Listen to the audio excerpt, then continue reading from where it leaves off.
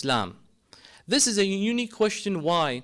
Because many people get asked this question, but how many of us ask an expert in the field of clinical psychology, someone that has respect for their intellect after studying it for numerous years? It's very interesting to see what they would say about Islam, because you would imagine that they are not subject to the societal norm or the stereotypical norm of the impression of Islam today. A psychologist is someone that thinks outside the box. So he was asked, what is your opinion on the religion of Islam? And he gave his response in the following, that he struggles to understand Islam. A man, as achieved as he is academically, stated that, look, I will predicate my following answers in the following, that I am ignorant of Islam. Many of us know about Islam, but this individual began his response by saying the following is a consequence of my ignorance. Meaning, what I am about to say, do not accept it as chiseled in stone. There might be some errors in it, so accept it with a grain of salt. This is actually very commendable, which is why our lecture tonight is not a reply to Jordan Peterson. Rather, it is a critique of Jordan Peterson's statements about Islam, because he predicated everything he said by, look, I am ignorant in the following, but if you ask me for my opinion, I will deliver it. This is good and condoned. Why? How many people have you seen out there? They don't know the slightest thing about Islam, but they speak to you as if they are a mujtahid, ayatullah al-uzma. They speak to you like they know everything about Islam. Suddenly, when COVID hit, everyone became an expert in the fields of infectious diseases, subhanAllah. Everyone had an opinion. Where did they get their degree? From WhatsApp University. Don't do this, don't take this, take the vaccine, wear a mask, don't take a mask. Where did you come up with this stuff? Are you an expert? Have you studied? No. Now, with the recent events that have occurred, people went from an infectious diseases expert to an amazing political analyst and everything geopolitical regarding Afghanistan. Everyone has to have an opinion. They did this, they shouldn't do that. This was right, the decision was that. The last government was this, the last government was that, and this was wrong, and this was wrong. And the person is no older than 16 years old. Habibi, if this is not your expertise, keep your opinion to yourself. And don't expect others to accept it and take it as gold, that this, it's either my way or the highway. You are entitled to your opinion.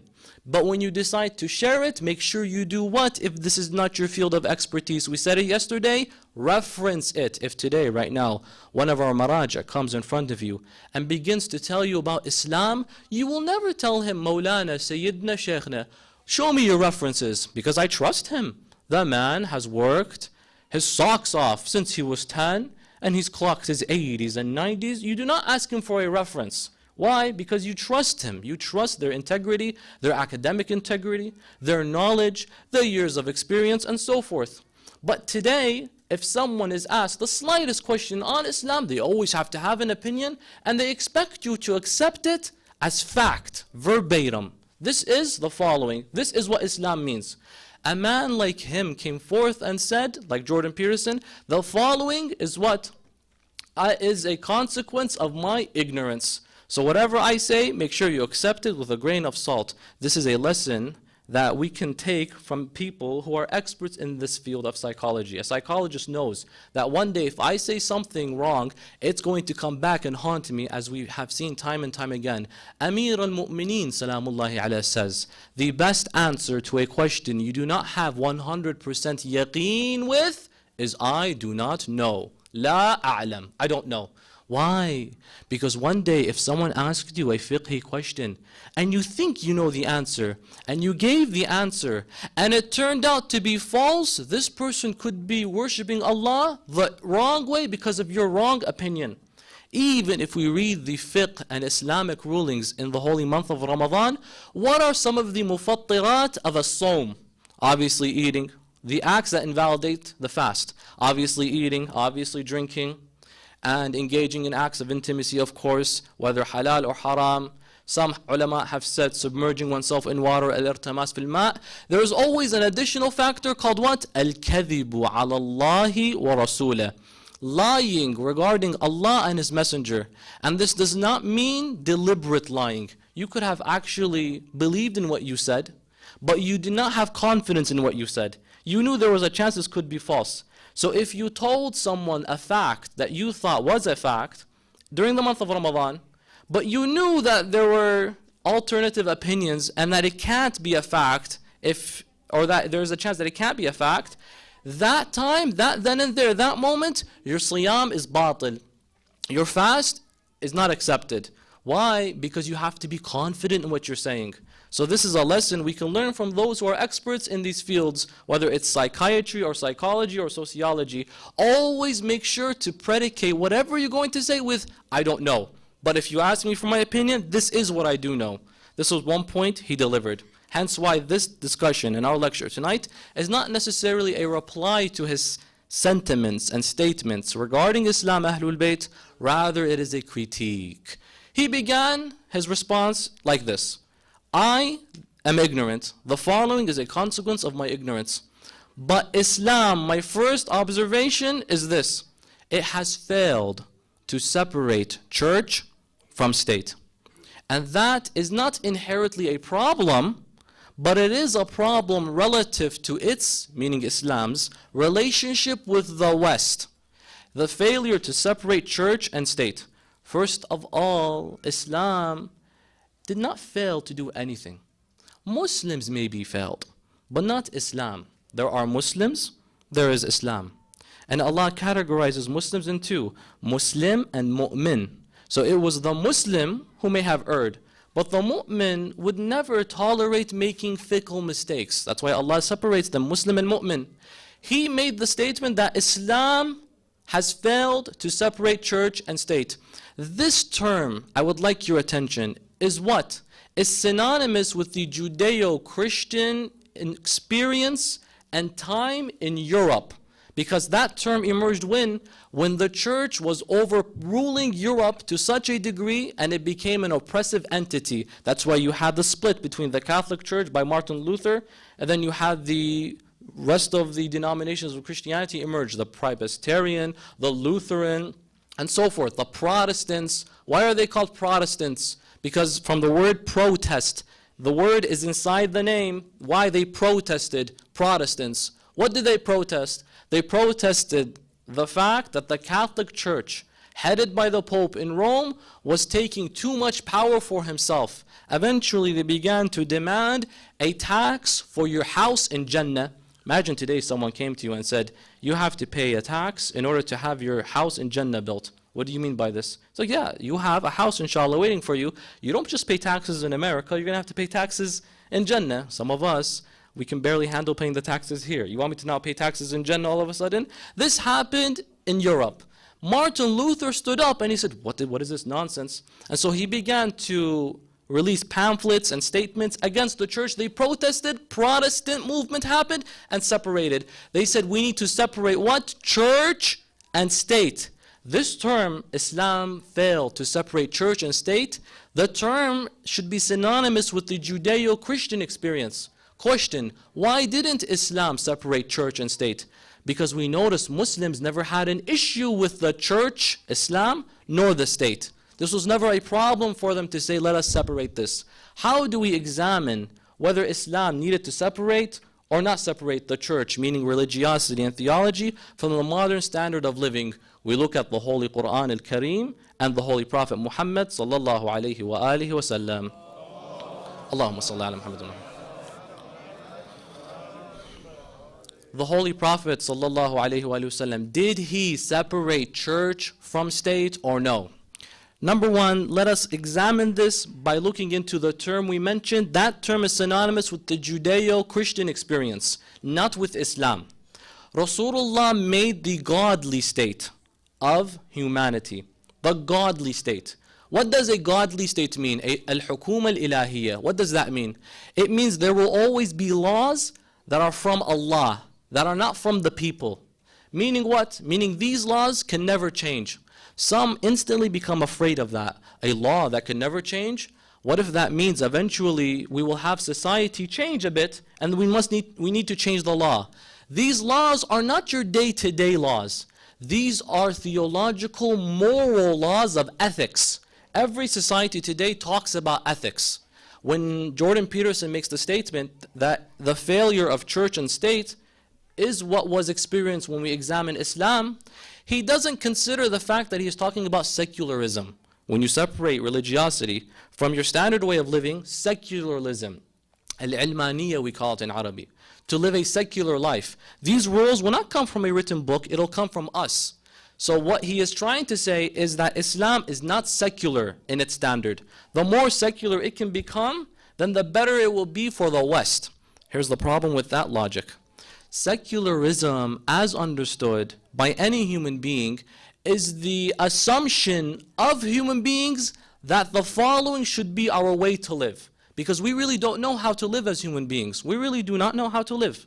You, the human being, we have seen time and time again where at one point we thought it was normal to buy other human beings, to sell other human beings. It was literally a little bit over 150 years ago, you could buy a human being. Our African American brothers and sisters, they were subject to trade like commodities. It was perfectly normal. And what was this? By the law. It was legal. The Congress allowed for it. The House of Representatives back then allowed for it. The Constitution allowed for it. Why? Because this, we believed, was morally correct. Because why? Because we live in a secular-esque society.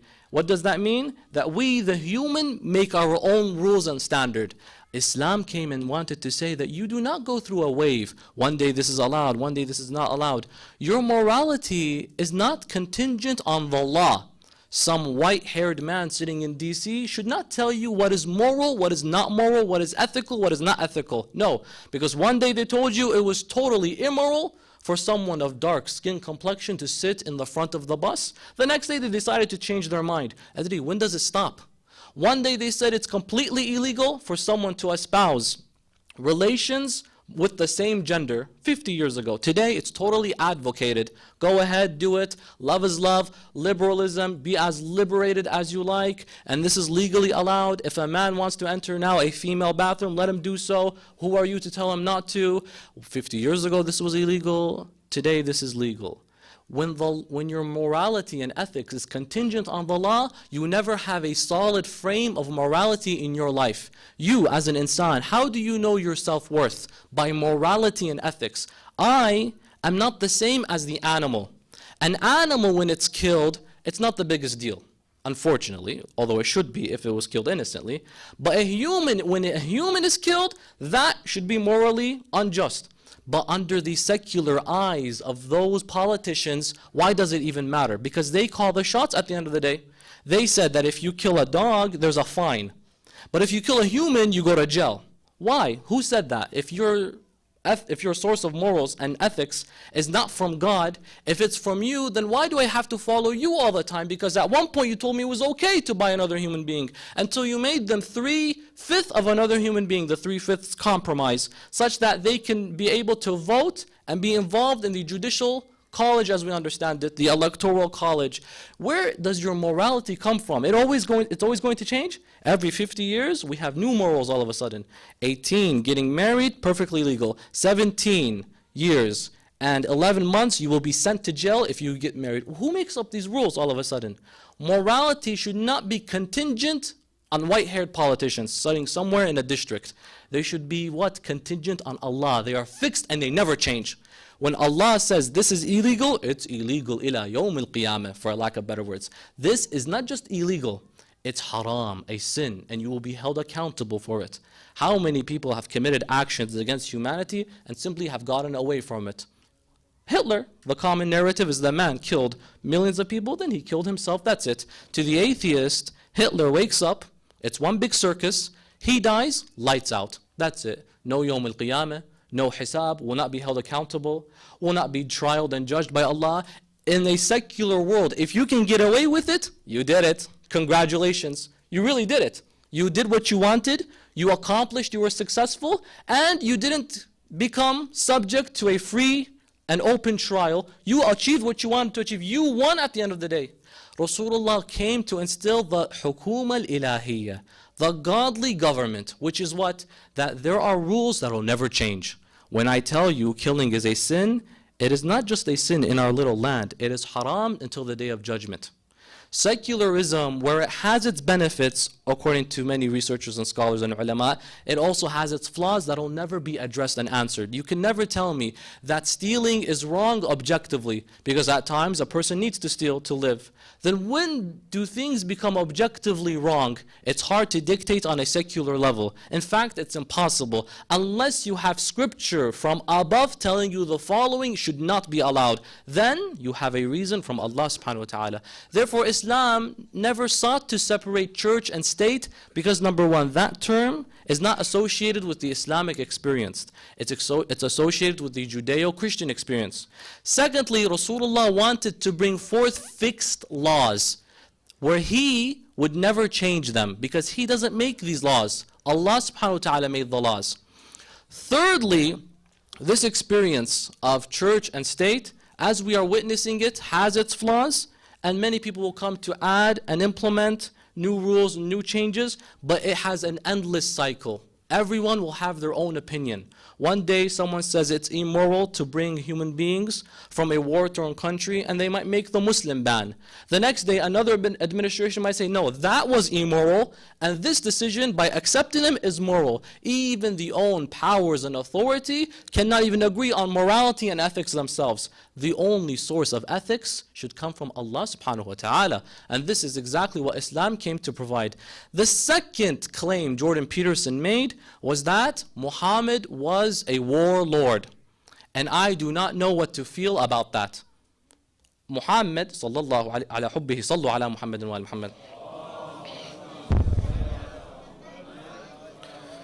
He said that Muhammad was a warlord, and I don't know how to feel about that. Number one, an academic person should not use words that are very direct like this. You should use neutral words. You could have said Muhammad was a very accomplished strategist, and you would have ended up with the same meaning. But you said Muhammad was a warlord. Why use that negative meaning with its negative connotation? I can agree, Prophet Muhammad went on wars, in acts of self-defense, of course. But why call him a warlord? That term always has a negative connotation. It's likely because of the colleagues of Jordan Peterson, such as Majid Nawaz, Ian Hersey, Sam Harris. These people are fragrant Islamophobes. They are blatant Islamophobes. But the man has a bit more self-integrity than they do. And so instead of attacking Islam outright, which I don't even believe is his agenda, rather, by being influenced by these colleagues, made it very clear that, look, Muhammad was a warlord, and I don't know how to feel about that. I really don't know. It's unsettling. You know what I say? I actually don't know how to feel about that too, because he wasn't a warlord. Look at warlord online today. Type in Google warlord. You will find the time of the experience of the Republic of China and the civil wars that happened by many leaders who just killed many tribes and killed and killed and killed, and that's all they wanted. Another warlord in the list of warlords you will find is Holako Khan, the famous Mongolian leader that sacked and killed and pillaged many people. You will also find in that list Joseph Stalin and Adolf Hitler. Rasulullah should never ever be compared to these individuals, nor even be said in the same sentence as these. A warlord are these individuals. Furthermore, after you critique your statement, was not a warlord, had wars, but not a warlord, he added the following comparison. Jesus, call him whatever you want to call him. He was everything except a warlord. But Muhammad was a warlord. Jesus, you can have whatever opinion you want, but definitely warlord was not him. So he makes that false comparison. I say false, why? Because if you examine the lives of Jesus and Rasulullah, it's apples and oranges. Apples and oranges. Jesus was a private citizen living under the Roman Empire. Judea was under whose empire? Jesus or the Roman Empire? Jesus lived under the Roman nation, and according to the Bible, even was subject to paying taxes. Rasulullah was head of state. You have different polar opposite. When you are the head of state, you are going to receive threats. You, as a responsible leader, have to defend yourself. Which leads us to our additional point. Not one war from Rasulullah sallallahu alayhi wa sallam was in the offensive. He never began jihad ibtida'i. You will never find in the either major battles, be it Badr, Uhud, Khandaq, and all these battles of Hunayn, Khaybar, not Ahzab. The major battles were all in self-defense. And even the minor skirmishes, meaning threats here and there, whether it was in Mu'tah or Tabuk, all of these were self-defense. Tell me the truth. Is a warlord someone who just sits and defends himself? At that point, we are all warlords. If anyone comes and threatens you, your mother, your property, your life, are you going to defend yourself or not? Question, what if you have to defend yourself over 80 times?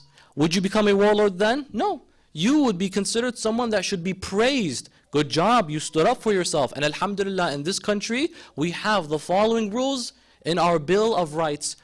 Our understanding of the right to defend yourself, the Second Amendment right. Why is this there? Because we appreciate and understand that we have citizens that can defend themselves. And if you see injustice, stand up for yourself. This is exactly what Rasulullah was doing. He never initiated battle. Not once in his life, sallallahu alayhi wa alihi wasallam, throughout his 63 years he lived, not once did he begin a war. You know what he would do? He would end wars. He would stop battles. Then someone might say, how come in the Holy Quran we find the scariest verse we have ever seen? Which verse? Surah At-Tawbah, the 5th ayah, chapter 9, verse number 5. فَإِذَا انْسَلَخَ الْأَشْهُرُ الْحُرُمُ فَاقْتُلُوا الْمُشْرِكِينَ حَيْثُ وَجَدْتُمُوهُم. Jordan Peterson probably read this verse.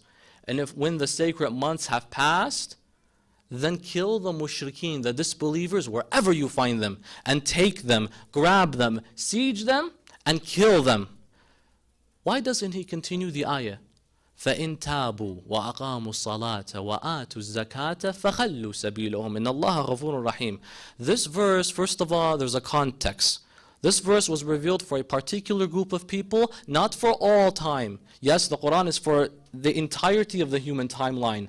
But this ayah was relative to a situation. The Quran is two. Ayat relative and ayat fixed for all time periods. Which is an ayah that is relative?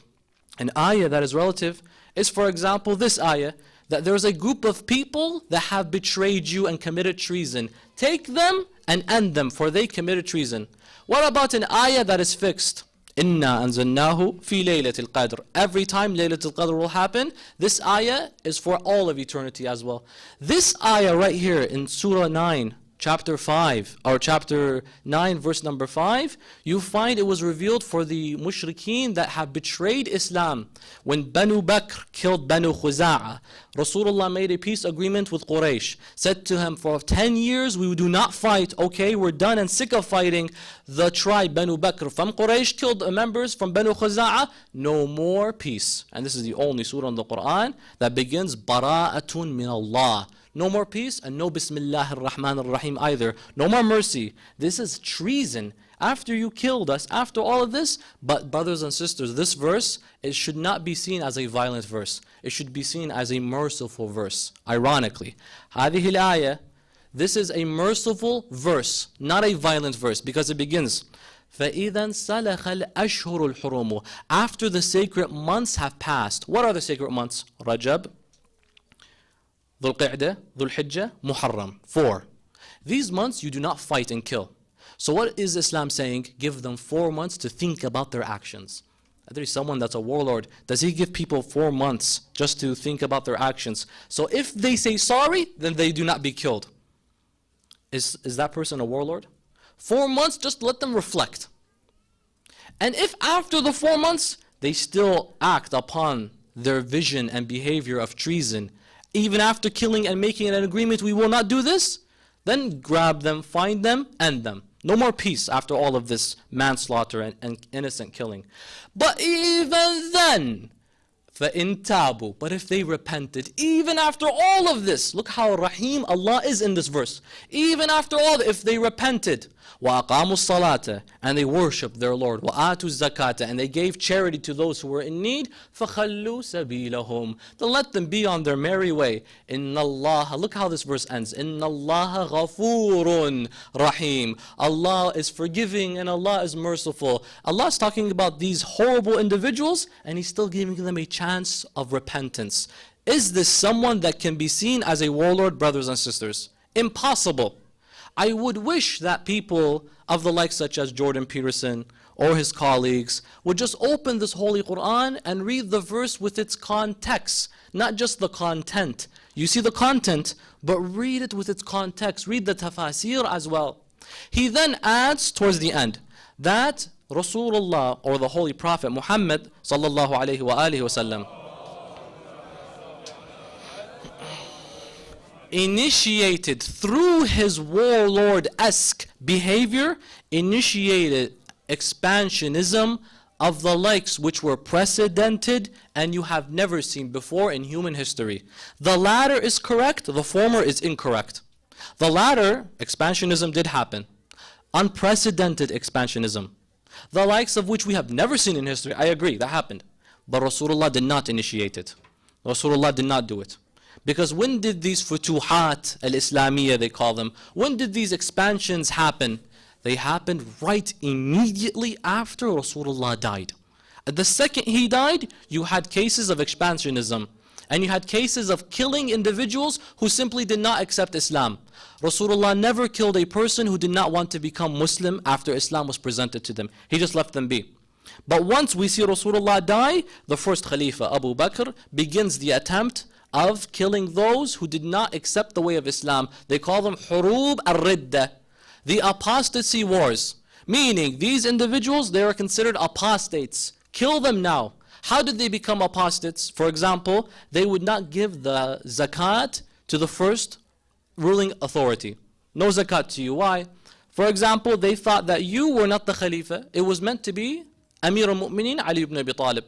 And this happened to a man known as Malik bin Nuwayra. The man did not want to pay his tax. He said, no, my huquq don't go to you because I don't believe you're the Khalifa. Go to Amir al-Mu'mineen. This man was killed. Khalid ibn al-Walid was dispatched by this individual, and this man had to be ridden away. Why? Because certain acts in fiqh, if they are not done, that is tantamount to making you a kafir, even though you still believe La ilaha illallah. So for example, if you do not give the huquq to the hakim al-shar'i, to the khalifa, you have committed kufr. This is not what the Shia believe. I just make that clear. We don't believe if you don't pay khums or zakat, you become a kafir. La. But there are certain actions in that Salafiyistic mind view, in that Wahhabiyistic mind view, that if you do not do them, even if you say La ilaha illallah, you became a kafir. One of them is this element, by not giving the huquq where it needs to be, the khums or the zakat, and all the obligatory dues.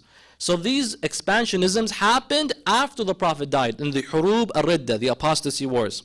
Especially in the tenure of the second Khalifa of Islam, Umar ibn al-Khattab. The individual wanted to expand Islam.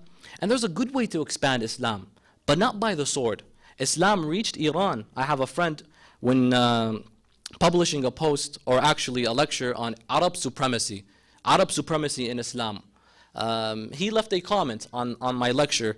He is an Iranian brother.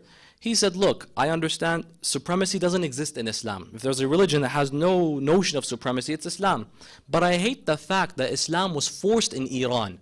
I, as an Irani, I hate the fact that Islam was forced by the second Khalifa. It was forced. Kisra was killed. These individuals had Islam brought to them by the sayf, not by the qalam. He's like, I would have just accepted Islam if I lived back then. I would have loved it. But because I was forced into it, I don't like that. And Islam is the religion that said, La ikraha fid deen. There is no compulsion in religion. I saw that comment. Later on, I came to look back and reply back to him, and he had deleted it because he got a lot of hate messages. But it made a lot of sense to me, that I just wish it wasn't forced on me. Did the Ahlul Bayt sanction this? Because Jordan Peterson made that claim, that the Prophet Muhammad initiated expansionism. The Prophet never once expanded Islam by the sword. Do you know how he did it? By the pen. He would write. He would write to Kisra, king of Persia. He would write to Muqawqas, the patriarch of Alexandria. He would write to Qaisar, the Caesar, the leader of the Byzantine Empire, and he would invite them with a beautiful message. Bismillahir Rahmanir Rahim, min Muhammad Rasulillah.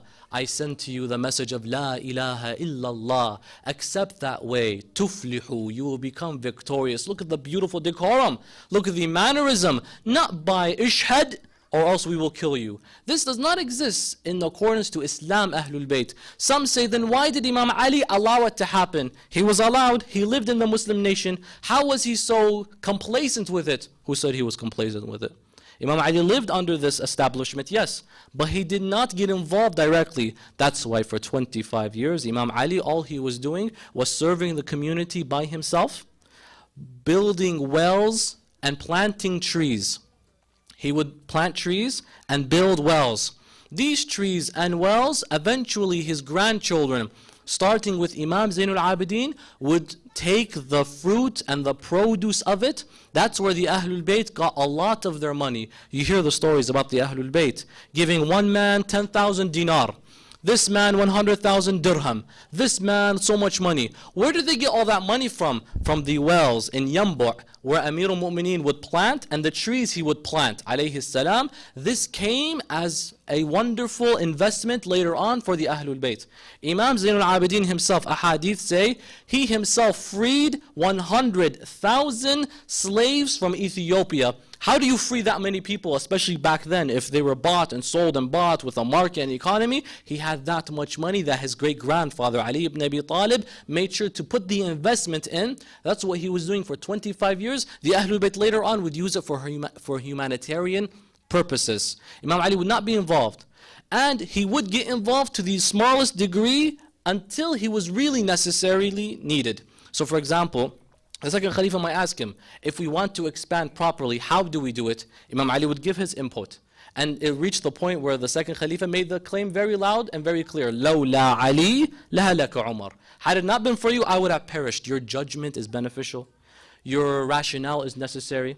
Does this mean he necessarily sanctioned and allowed and accepted this type of government? No. Then why did he get involved? Because Imam Ali would always get involved for the betterment of Islam, Ahlul Bayt. If Islam is best served by talking to the authority, then of course I will talk to the authority. That does not mean he sanctions and justifies all of the actions. The Ahlul Bayt did not sanction the expansionism. And that is why, brothers and sisters, today, when you ask our top ulama and maraji', I had the pleasure personally, me, myself, you can take it from me, in 2018, we visited Grand Ayatollah Sayyid Ali Sistani, Hafidhahullah, and we asked him the question. We asked the question to Sayyid Ali Sistani, but his son was next to him, Samahat Sayyid Muhammad Rida Sistani, and he answered for us, not Sayyid Sistani, his son. We asked him, Sayyidina, what is Islam's opinion on the expansionism that happened? Al-Futuhat al-Islamiyya. Is it shari'i? Was it good? Is it something we should be proud of? Because Islam did spread, but does the means justify the ends? Does the means justify the ends? The means wasn't that good necessarily. Sword, bidhabih, qatl. But the end, eventually Islam got there. The Sayyid answered on behalf of his father, Samahat Ayatollah al-Udma Sayyid Ali Sistani. He said that any form of expansion that was not done with the supervision of Al-Muhammad is not something you can blame Islam for. Any expansion that did not have the Ahlul Bayt supervise it, whatever error they do, you cannot blame Islam for it, because no ma'soom was watching over what was happening, which is a logical, rational response. If you find an error in Islamic history, expansionism, killing, if the Ahlul Bayt were not behind this, supervising it, you cannot blame Islam for it. And indeed, the Ahlul Bayt were not behind these expansions that happened, these futuhat, whether it was in the first, second, or third tenure of the Khulafa. Umar ibn al-Khattab even, how does the adhan go? Allahu Akbar, ashhadu an la ilaha illallah, ashhadu an la ilaha illallah, ashhadu anna Muhammadan Rasulullah, ashhadu anna Muhammadan Rasulullah, Allahumma salli ala Muhammadin wa Muhammad. The additional mustahab, ashhadu anna aliyyun walillah, ashhadu anna aliyyun hujjatullah, hayya ala salat, hayya ala salat, hayya ala al-falah, hayya ala al-falah, hayya ala khayr al-amal. Hasten to the greatest actions. He removed hayya ala khayr al-amal. Why? Because hayya ala khayr al-amal, come to the greatest action, is salah. He removed it to make the impression that the best of a'mal is jihad. Hayya ala khayr al-amal, al-amal al-khayr is jihad. So the separation, that is why today our respected brothers and sisters from Ahlul Sunnah wal Jama'ah do not say hayya ala khayr al-amal. None of them say it. They skip that part. It was removed and deducted by and separated by the second caliph for the purposes of motivating expansionism. And this is not coming from us. Later on you read the works of Muhammad bin Idris al-Shafi'i, the famous Imam of the Madhab, Imam al-Shafi'i. He uses this argument that was done by Umar ibn al-Khattab, and he makes the following fatwa, that every year, at least once a year, the Muslims should conquer a land. Even if it's not a bad land, at least conquer them. This was a fatwa made by Imam al-Shafi'i, that once every single year, the Muslim nation and Khilafah should go and conquer a land. Even if they were not bad people, conquer them. Spread Islam there, let it forcefully get there. Where does this all stem from? From this logic of expansionism. Question, did the Ahlul Bayt sanction this? Absolutely not. Which countries entered Islam without the use of the sayf, the sword? Yemen. Yemen دخلت الإسلام محبة بعلي بن أبي طالب. Yemen, Amir al-Mu'minin was sent to spread the good word of Islam. They loved him so much, not a drop of blood was spilled, and they all entered Islam. Some say in addition, Masr, Egypt, they entered Islam without the means of the sword in addition. Amir al-Mu'minin himself, when he became Khalifa, finally, his right was meant from day one, but finally when he has that opportunity, he spreads Islam. But notice, not one war from the eastern side of his nation, because we read in Tabaqat bin Sa'ad and other works, or al-Futuhat and other material, that he made what is called al-ittifaq with what? Muluk as-Sin, or Muluk as-Sind rather. He made a peace agreement with the kings of the east. Sind is that Pakistani region today, it's a province, Sindhi province. Imam Ali ibn Abi Talib made a peace agreement with them. All of his wars were from the people of the west, Muawiyah, not from people from the east. The likes of going towards Khurasan and India and that Punjab region at that time, in that Sindhi region. Not one war from that side, but many wars from Muawiyah on that side from the west, ironically. And the wars came from a man who claimed that he was Muslim, self-proclaimed Muslim. And he had that battle in Jamal, and he had that battle in Siffin, and he had that battle in Nahrawan from 3 different groups of people that all said La ilaha illallah. But not one battle, read Islamic history, not one battle from anyone from the eastern side of his nation. Why? Because the Ahlul Bayt don't want to spread Islam using the sword. They want to spread it using the mantiq and logic and peace. Therefore, when we gather all of these presumptions presented by Jordan Peterson, we make the following claim, that number one, it is very commendable that you began your statement by saying the following is a consequence of my ignorance. This is very respectful, that you know that the following you are ignorant in, but you will still state your opinion, which you have every right to. But you make that clear that you are ignorant such that it doesn't become fact or is not taken as fact. Number two, by stating that Jesus was never a warlord, but Muhammad was, that's a problem because you're talking apples and oranges. Jesus, we mentioned, was a private citizen. He paid taxes to the Roman Empire that conquered Judea. Rasulullah was a head of state. And even in our country today, alhamdulillah, we have the concept of defending oneself. The Second Amendment right of self-defense. Rasulullah, that's all he ever did, defending himself.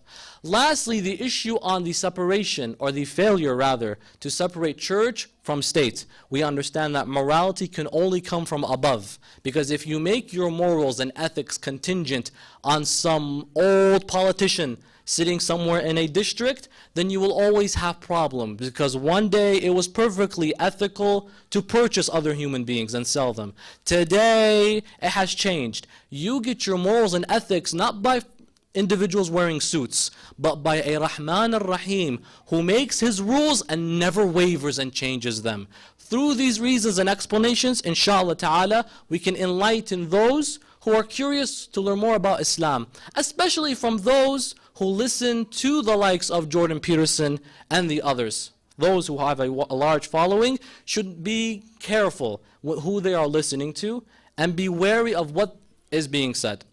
That all being said, inshallah ta'ala, we would like to extend an invitation, because he had made the final conclusion and statement concluding that, and I want to learn more about Islam and study more to know whether I believe in is wrong or not. And it is important to know if I am wrong or not. Now I extend this invitation. If this reaches you and if you learn more, inshallah ta'ala, this can benefit you and enlighten you. And stay away from the likes of Sam Harris and Ian Hersey and Majid Nawaz. These people clearly come with a motive and an agenda, an Islamophobic, a blatant Islamophobic, obvious agenda. If you want to be a munsif individual, someone who is unbiased, then begin by searching, by being neutral and not being influenced by those who have presuppositions or stereotypical or bigoted information. By doing so, you will come with the best knowledge and purest, unfiltered piece of source that you can ever come across. And that being said, brothers and sisters, leads us to this final transition. Today, brothers and sisters, there is a massive attempt to ruin the image of Islam, whether it's by influencers, whether it's by popular speakers, whether it's by doctors. There has always been a massive attempt. But even through these attempts, brothers and sisters, you can see holes in their arguments. Do not be shaken by whoever speaks eloquently to you online. Do not be shaken. You will always find holes in their arguments. And this was something Yazid bin Muawiyah la'natullahi alayh tried to do.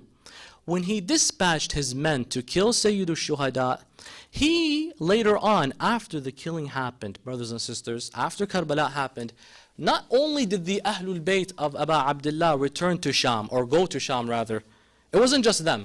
It was also the killers. We seem to forget that those who killed the Ahlul Bayt in Karbala also came back with them to Sham. Yazid, la'natullahi alayh, gathered all the killers of Imam al-Hussein. When we read in the ahadith, we see him gathering them in one room. And he is having a meeting with them. He's having a meeting with who? The likes of Umar bin Sa'ad, the likes of this Khuli or Khuwalla individual, the likes of Harmala bin Kahil, and all of these mala'in. He's seated with them in one room, and at the helm of this table, Yazid bin Muawiyah. Do you know what he is doing when he's seated with them? He asks them, tell me, what did you guys do in Karbala? What happened? They begin to tell him. One man says, Yazid points, he says, what did you do? What was your role? Umar bin Sa'ad says, I was the commander, as you know, and I called all the shots. At the end, we managed to kill Hussein. He never gave bay'ah. He points at another man, so what did you do? This man says, I didn't do much. I just had a sword, and I severed the right hand of his brother Abbas. He points at another man and says, what did you do?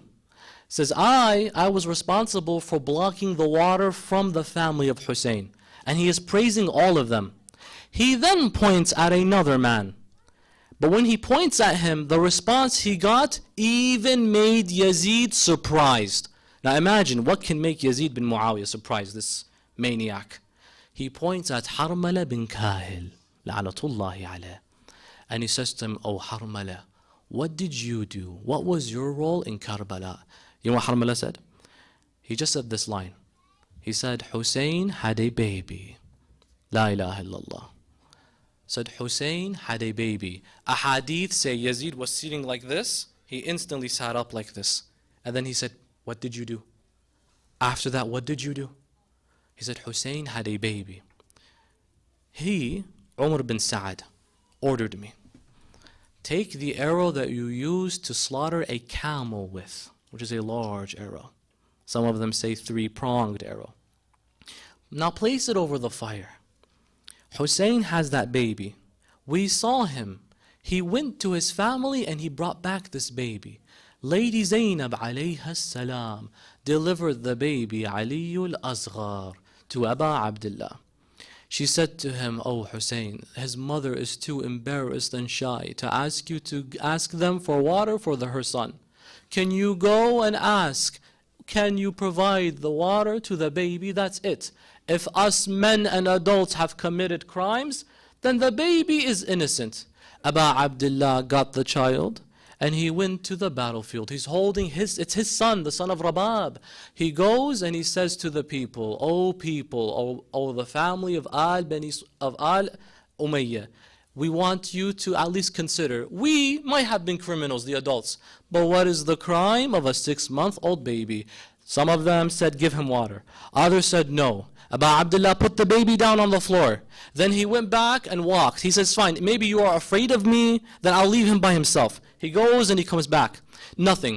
He then picks up the baby. He asks the third time, please give him some water. He doesn't even have the energy to cry anymore, and his mother doesn't have the milk to give to him any longer. They say that he held the baby. Harmala is narrating the story. Yazid says, then what did you do? He then says, I got the arrow. And Umar bin Sa'ad told him, shoot the baby, kill him right then and there. I killed the baby of Hussein. Yazid looked at him and he said the line, وَيْحَكْ لقد انتصر علينا الحسين بطفله. How could you? Hussein won over us through his طفل, his baby. Because history will look at us and they will not say that they just killed men. They even killed babies. You can never justify that. Even Yazid bin Muawiyah la'natullahi alayhi was shocked in this moment. And Harmala, when he picked up the arrow and he shot the baby of Abu Abdullah, they say the arrow hit the baby, and they narrated that he began to flap his hands like a bird flap its wings from the heat of the arrow. Abu Abdullah didn't know what to do in that moment. He began to walk 5 times back and forth, and they see him thinking, what is he doing? But Abu Abdullah doesn't know what to do anymore. Do I take the baby back to his mother with the arrow in the neck? All of you who have babies will resonate with this. Do I take the baby to the mother with the arrow in his neck? Or do I do with him?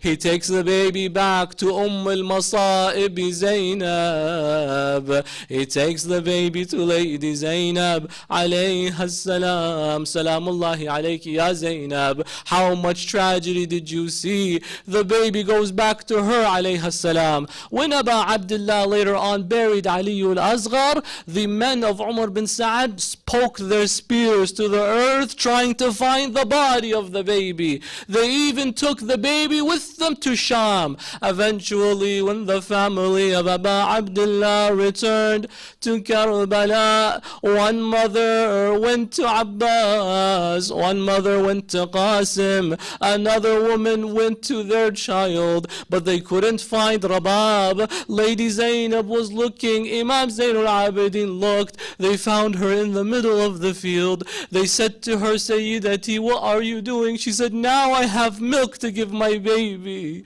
I am looking for him. I want to find my beloved boy. Eventually they brought the head of Abu Abdullah to the grave of Hussein. When Imam Zain al-Abidin dug open the grave and he put the head of Sayyid al-Shuhada in with the body, a hadith say that the head began to speak, saying, At-tifl, at-tifl, the baby, the baby.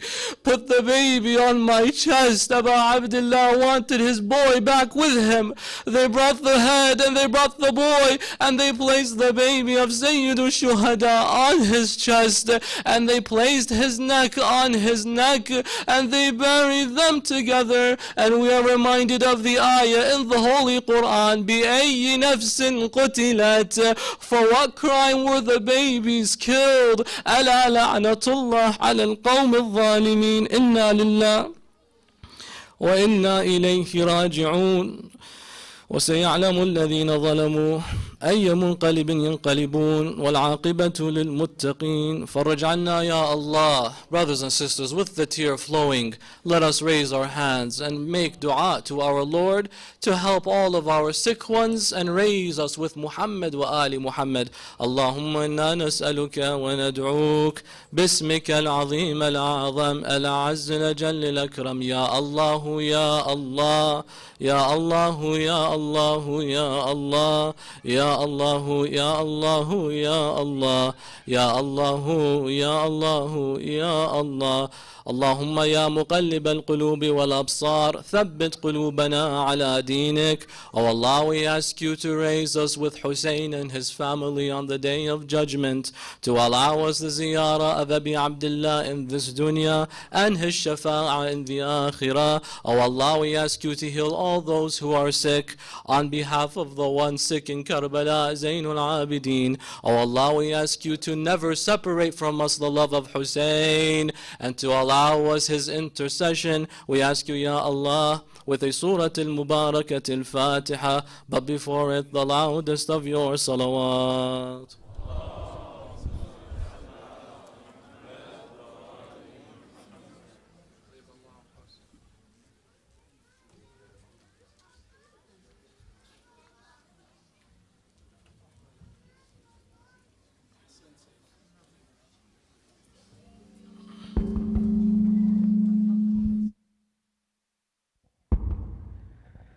Allahumma salli ala Muhammad wa ali Muhammad wa ajil farajahum. Thank you, Sayyid, for that very interesting lecture. Inshallah, we're going to be continuing with the rest of the program.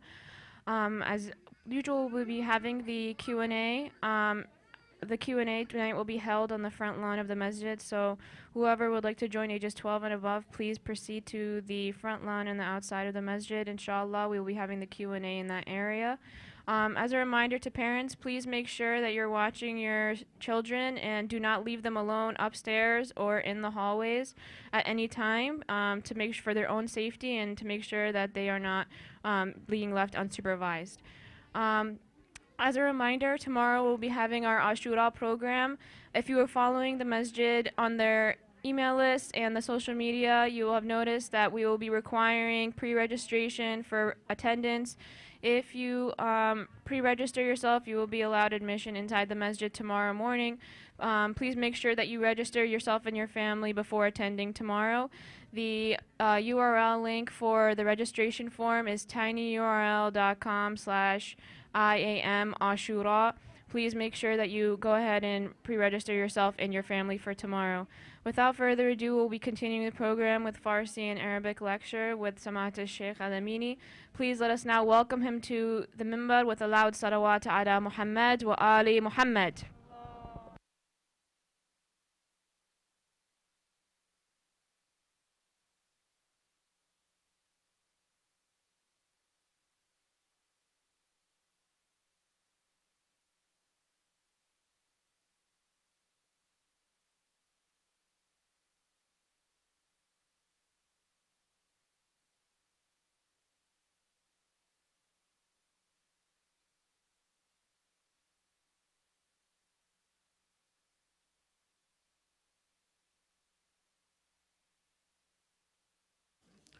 صلوا على محمد وآل محمد.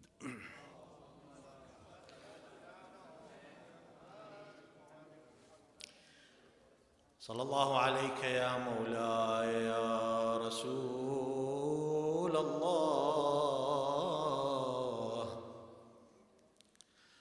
صلى الله عليك يا مولاي يا نبي الله. صلى الله عليك وعلى آل بيتك الطيبين الطاهرين المعصومين الغر الميامين المنتجبين المظلومين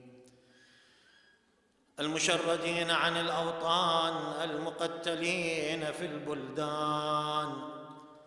صلى الله عليك يا مولاي يا أبا عبد الله. صلى الله عليك يا مولاي يا ابن رسول الله.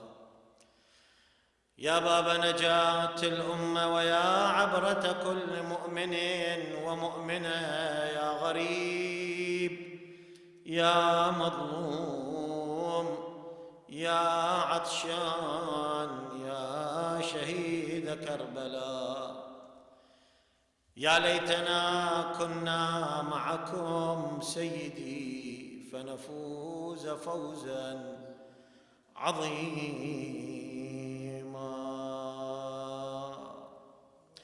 اللهم صل على محمد وعلى محمد.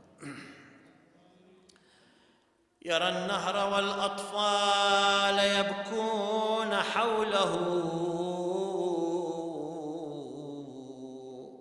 إمامكم أبو عبد الله الحسين عليه السلام، النهر أمامه والأطفال يمه يبكون وما يقدر يجيب لهم ماء وما يصل إلى الماء. وقتلوا أصحابه وبقي هو وطفله الرضيع. يرى النهر والأطفال يبكون حوله عطاشا وما غير السراب لهم نهر، كأنما الأطفال السراب قاموا يتخيلوا ما هو نهر. أب في يديه طفله جاء يستقي، حامل طفله وجاء يسقيه بس ما يطلب شيء آخر، حتى ما جاءهم بهيئة قتال ولم يرد القتال في تلك اللحظة، بس يريد أن يسقي طفله. أب في يديه طفله جاء يستقي، له الماء إذ أودى بمهجته الحر، رضيع كمثل الطير، رضيع كمثل الطير. تدري ليش يقول الشاعر كمثل الطير؟ خلي أكمل وشوف شلون. شوف ينكسر قلبك على البيت هذا، يكسر قلبك لو لا. رضيع كمثل الطير يخفق قلبه. شايف الطير من تأخذه وهو تعبان وعطشان يرجف قلبه يخفق وجناحاته ترجف. هذا الطفل الرضيع في الروايات هكذا كان يرتجف من العطش ويخفق قلبه من العطش. رضيع كمثل الطير يخفق قلبه، فما رحم الطفل الرضيع وما بره. ايش سوى له؟ سقوه دما من طعنة في وريده. ألا قاتلكم الله. سقوه دما من طعنة في وريده، فخر ذبيح لا وريد ولا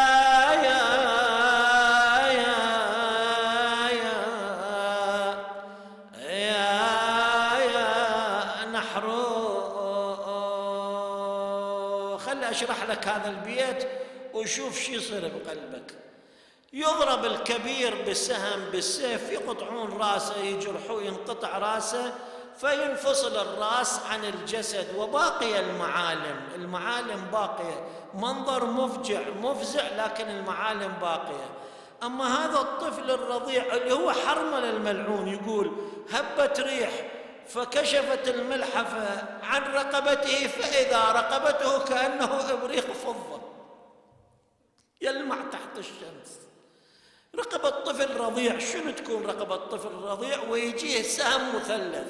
فهذا السهم المثلث الشاعر يقول لا خلى لا راس لا منحر لا رقبة، خلطها كلها سوا، ما خلى شيء يبين. يعني لما اجى هذا السهم المثلث على رقبة مولانا علي الأصغر عبد الله الرضيع، فخر ذبيحا لا وريد ولا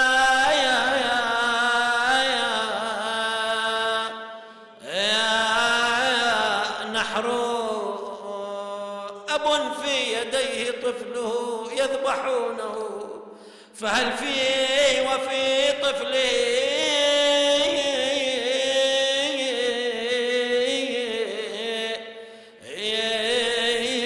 وترو. يعني هذا الطفل بيثار، بيحوبه لو ما بيحوبه. أدري كل واحد من يموت يقتل ظلما أكو بيحوبه، أكو ثار له، أكو من يجي ياخذ ثاره. هسه هذا الطفل اللي انذبح بهالطريقة اكو له ثار لو ماكو له ثار، اكو له وتر لو ماكو وتر.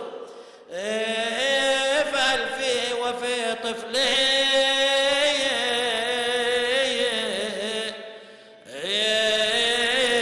وتر. وهل يقتل الطفل الرضيع بشرعهم؟ على اي شريعه سايرين؟ على أمة محمد لو على يا أمة؟ أدري بشريعتكم يقتل الطفل الرضيع؟ بيا شريعة أنتم تتبعون؟ بس خبروني بيا شريعة طفل رضيع يقتل بسهم مثلث. وهل يقتل الطفل الرضيع بشرعهم؟ تمج دما منه الحشايا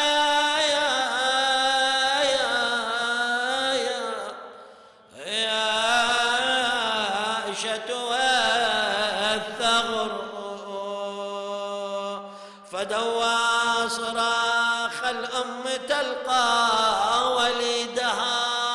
هاي أم تلقته هاي أمه من تلقتها شو تقول والله شو تقول الأم ذبيحا قد احمرت وريداه والشعر يعني وريد احمر رقبته حمراء راس احمر شعر راس احمر من دمه ذبيحا قد احمرت وريداه والشعر تقبل من جرحه وتضمه ماكو بعد فمن المنحر تقبله تقبله من جرحه وتضمه إلى قلبها ساعد الله قلبك يا سيدتي إلى قلبها والقلب بيا حال والقلب مستعر جمر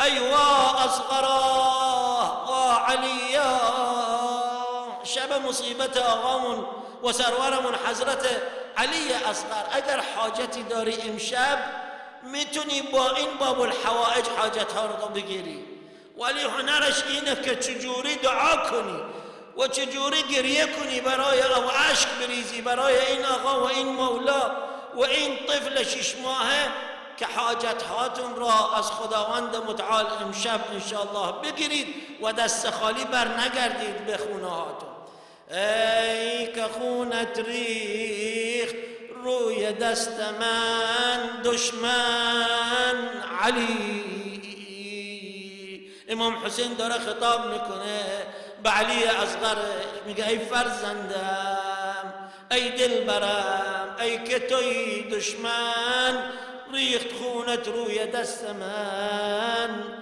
علی نیست دیگر در تنم یارای ره رفتن علی دیگه طاقت راه رفتن ندارن قحطی آب و شرار آب و حرمله دست داده دستم گیرد ترا از من علی میچکد از بند الله اکبر چون بنده بچه قنداقه بود و به بند میدونید بچه وقتی در قنداقه هست و به بند میبندن قنداقه را حالا که کشته شد دیگه همه قنداقه بچه خونی شد میچکد از بند قنداق تا خون حنجرت همراه اشک من غم دیده بردم علی همراه اشک من غم دیده بر دامن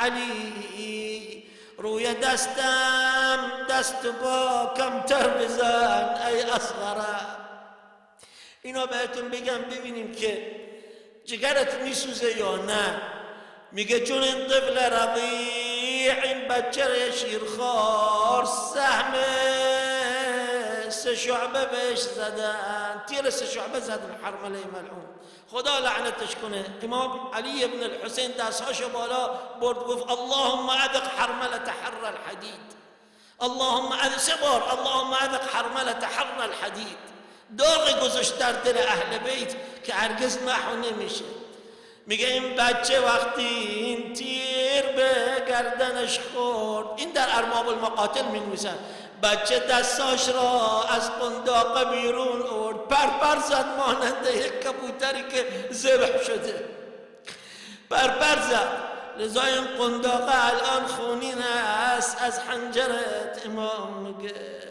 روی دستم دست با کمتر تقلا کن ای فرزندم ای علی جان دست با کمتر برپا کن چون تحمل ندارم روی دستم دست با کمتر بزن ای اصغرم چون ندارم طاقت دیدار جان کندن علی نمیتونم ببینم لحظات واپسین زندگی که داری پرپر میشی ای گریه های دیشبت یادم نرفته پس چرا میکنی شرمنده ام ای گل ز خندیدنت علی دیشب تشنم بودی گریه میکردی روی دست مادرت گریه میکردی چرا حالا که وقتی تیر 3 شعبه بهت زدن داری لبخند میزنی فرزندم الله اکبر این لبخند زدن این طفل رضیع برای این که مادرش زهرا اونجا در استقبالش اومد، برای همین این علت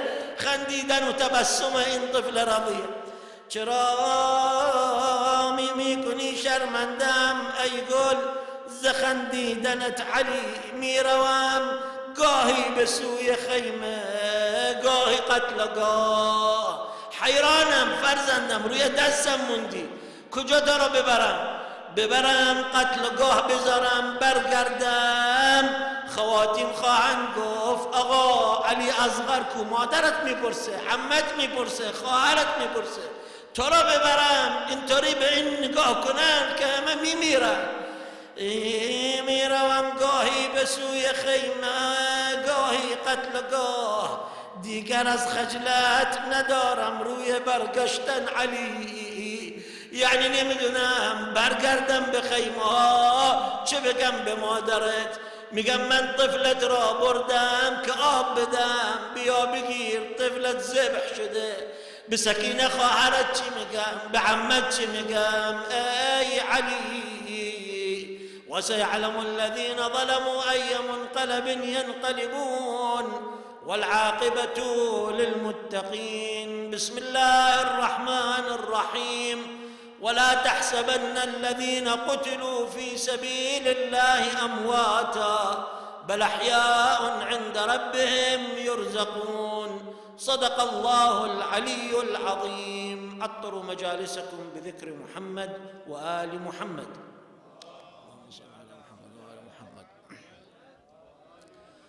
عظم الله أجورنا وأجوركم بمصابنا بسيدنا ومولانا عبد الله الرضيع علي الأصغر، ومصاب سيدنا ومولانا الإمام الحسين وأهل بيته وأصحابه. خداوند متعال اجر ما را شما را افزون کند. عزیزان، در این شب مخصوص حضرت علی اصغر و به این مصیبت جانکاه و مصیبت شهادت مولامون امام حسین و اهل بیتش و اصحابش. الطفل والطفولة هي عبارة عن نسمة ورحمة ونعمة وفرحة في حياة الآباء والأمهات والعوائل. عندما يأتي الطفل يفرح، كل العائلة تفرح، الأب يفرح، الأم تفرح، وبقية أفراد العائلة يفرحون، يشكرون الله على هذه النعمة، نعمة من الله سبحانه وتعالى، هي تمثل لهم نتاج هذه الحياة، نتاج هذا الزواج، هي تمثل لهم النعمة والرحمة، هي تمثل لهم الثمرة، هي تمثل لهم البهجة والفرحة والسرور في حياتهم. لذا ترى أن العوائل تفرح بمجيء الطفل. وعندنا مستحب العقيقة والدعاء وشكر الله سبحانه وتعالى وحمد الله على هذه النعمة وعلى السلامة، سلامة الطفل وسلامة أمه ونعمة رزق الأولاد. هذا في الحياة الطبيعية كل إنسان يفرح، حتى غير المسلم، يعني حتى في الأديان الأخرى كل على أي دين وأي شاكلة ومذهب يفرحون بالطفل. لكن هذا الطفل عندما جاء إلى الدنيا يمثل مجموعة من الحقوق على والديه وعلى أسرته وعلى المجتمع. للطفل مجموعة من الحقوق في رقبة والديه، في رقبة أسرته، في رقبة المجتمع اللي يعيش فيه. بچه والطفل معنايش شادي، معنايش سرور، معنايش جشن، معنايش اینکه انسان در زندگیش ثمره و نتیجه زندگانیش ببینه. پدر و مادر ثمره این ازدواج را در بچهشون میبینن. وقتی بچه میاد پدر و مادر خوشحال میشن، مسرور میشن، فرزندان دیگرشون همچنین، بقیه خانواده همچنین فرح و مسرور میشن، شکر خدا میکنن. این بچه وقتی میاد در واقع یک نعمته، یک رحمته، لذا ما شکر خدا میگیم وقتی خداوند متعال بهمون بچه میده و قربانی میدیم و اطعام میکنیم به فقرا، به سپاس این نعمتی که خداوند متعال برامون داده و خانه هامون را پر از مسرت و پر از خوشحالی با بچه و فرزند دادن خداوند متعال به همون میده. اما این بچه که میاد یه حق و حقوقی داره در گردن پدر و مادر و در گردن خانواده و در گردن کل جامعه، لذا این حقوق باید حفظ بشه. لذلك ترى الإسلام يحقق في قضية ويدقق في قضية حقوق الطفل ويحث عليها. الطفل له حق على والديه حتى قبل أن يولد، بل حتى قبل الزواج. الإسلام عندما يقول اختاروا لنطفكم، الرسول صلى الله عليه وسلم، تختار أنت، لازم تختار دقيق من راح تكون أم طفلك لأن هي راح تربيه، والمرأة تختار الزوج الجيد لأن هذا راح يكون أبو أطفالها المتقي، والأب يختار الأم المتقية. فشوف حتى قبل الزواج هذه الحقوق يجب أن تراعى. ثم بعد ذلك في الزواج والتعاليم الشرعية تأتي هنا، الدعاء تدعي إلهي إذا قسمت لي اقسم لي طفل، وأنه يكون الطفل مؤمنا سويا يكون متقيا. وعندما يأتي الطفل الأب يجب أن كما ذكرنا قبل ليالي يحسن الاسم له، يختار له الاسم الدقيق، يربيه تربية جيدة، يعلمه يثقفه بالثقافة الإسلامية ويعلمه العقيدة الإسلامية. من واجبات الأب على ابنه كما قلنا في الأحاديث أن يعلمه القرآن، أن يعلمه الصلاة، يعلمه الأحكام، هذه كلها مذكورة في تعاليمنا الشرعية. والأم كذلك عليها واجبات تجاه ابنها، تجاه الطفل. لذلك هذا الطفل، طبعا نقول ابن نقصد الابن والبنت، الطفل يعني، فالطفل له حقوق يجب أن تراعى هذه الحقوق. مثلا زين قلنا اختيار الاسم، مثلا التربية الصحيحة، مثلا أن تعطيه مجال للعب كما في الحديث النبوي صلى الله عليه وآله وسلم، لا تضغط عليه وهو طفل صغير، اتركه 7 وأدبه 7 وصاحبه 7. 7 سنين هاي الأولى كما الآن احنا نشوف أيضا 7 سنين الأولى أكثر شيء الطفل يلعب فيها، مو معناته متعلمة، لا تعلمه، بس لا تضغط عليه الطفل في أنه تريد الشغلة وتريد تجيبه وتريد تحمله مسؤوليات هو مو بقدها الآن. لا، هذا الطفل لازم الآن يمارس طفولته. بعد ذلك تبدي أنت شنو؟ تأدبه، أدبه 7، يعني من 7 إلى 14. 14 صار فتى مراهق، اصحبه 7 من 14 إلى 21. سبحان الله، هي هذا السن اللي يصير أدولت، بعد هنا يصير بالغ. زين، فشوف شلون الشرع جاب لك إياها. زين، هذا حقوق ابنك عليك، حقوق الطفل عليك، حقوق بنتك عليك، هذا يجب أن احنا نراعيها. مثلا من الأشياء من الأحاديث اللي عندنا يقول إذا وعد أحدكم، معنى الحديث طبعا مو نصه، إذا وعد أحدكم طفله شيئا فليفي بوعده فإنهم يرون أنكم ترزقونهم. توعد أشتري لك باسكل اشتري له، توعد بدك اشتري لك لعبة اشتري له، لأن هم ما يعرف طفل هذا، يعرف أنت اللي ترزقه، أنت اللي تشتري، أنت عندك فلوس وأنت اللي تشتري لك. لا تخلف الوعد وياه، إذا وعدت لا تخلف الوعد وياه ويا طفلك، لأن هذا من حق الطفل عليه أن الأب ينفق عليه ويحسن إلى في إنفاقه، في إطعامه، يطعمه بقدر ما يستطيع الأب، وينفق عليه على ملبسه ومسكنه بقدر ما يستطيع، بقدر ما مكنه الله سبحانه وتعالى. هذه حقوق الطفل. خب الآن بچه اومد و خداوند متعال بهمون بچه داد، این بچه حقوقی داره در گردن ما، در گردن پدر و مادر حقوقی داره.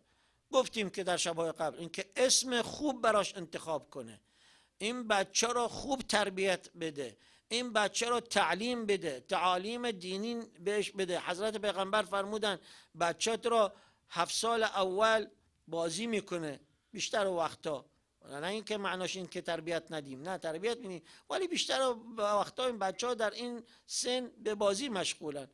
بعد از آن از 7 سال تا 14 سال اونها را تأدیب کنید، بچه‌تون را تأدیب کنید، تعلیم کنید.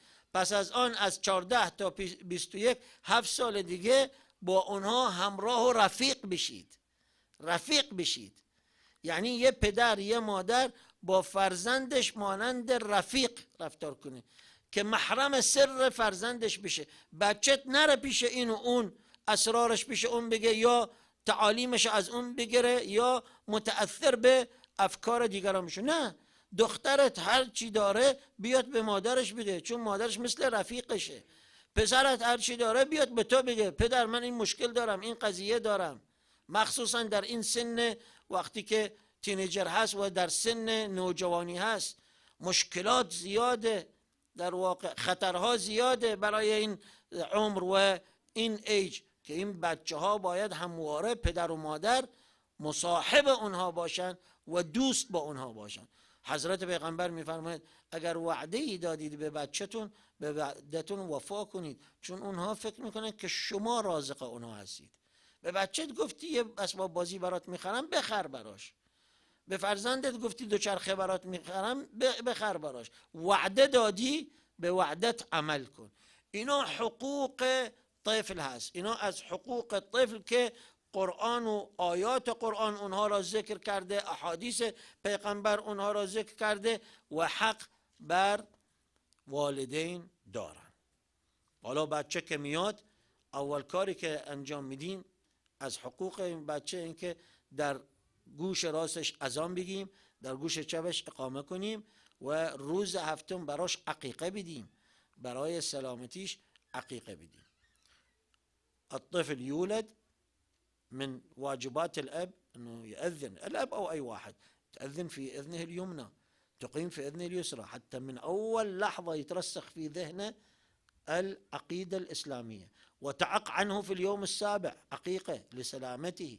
هذه من حقوق الطفل. لكن هناك كان يحدث في التاريخ أنه نرى أن الأمر لا يكون هكذا، وفي الواقع تنتهك حقوق الأطفال ويصير بالضد من حقوق الطفل. مثلا عندما كان في الجاهلية يئدون البنت لأنه يكرهون البنات وما يرتاح إلى أن تجي بنت، فظل وجهه مسودا، القرآن يقول وهو كظيم، وما يدري أيمسكه على هون أم يدسه في التراب، شو يسوي؟ بعدين جاك القرآن قال وإذا الموءودة سئلت بأي ذنب قتلت ولا تقتلوا أولادكم خشية إملاق نحن نرزقهم وإياكم إن قتلهم كان خطأ كبيرا. شنو هالتوحش؟ شنو هالتوحش؟ أنت تلزم طفلة لأنه بنت، هي شنو ذنبها؟ لأنه اجت بنت وأنت تريد ولد تدسها في التراب وهي حية وتطمها في التراب وتدفنها، ليش؟ تحضرني قصة عمر هو يذكر يقول عندما أتذكر شيء من الجاهلية أضحك وأبكي، قضيتين، واحدة تضحكني واحدة تبكيني.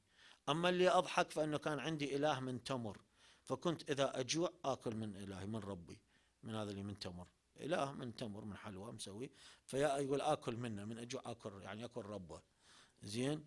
وأما الذي أبكي يقول إجت بنت إلي، فعلى عادة الجاهلية دا أدفنها، يقول وانا مشتغل جايبها مخليها يمي.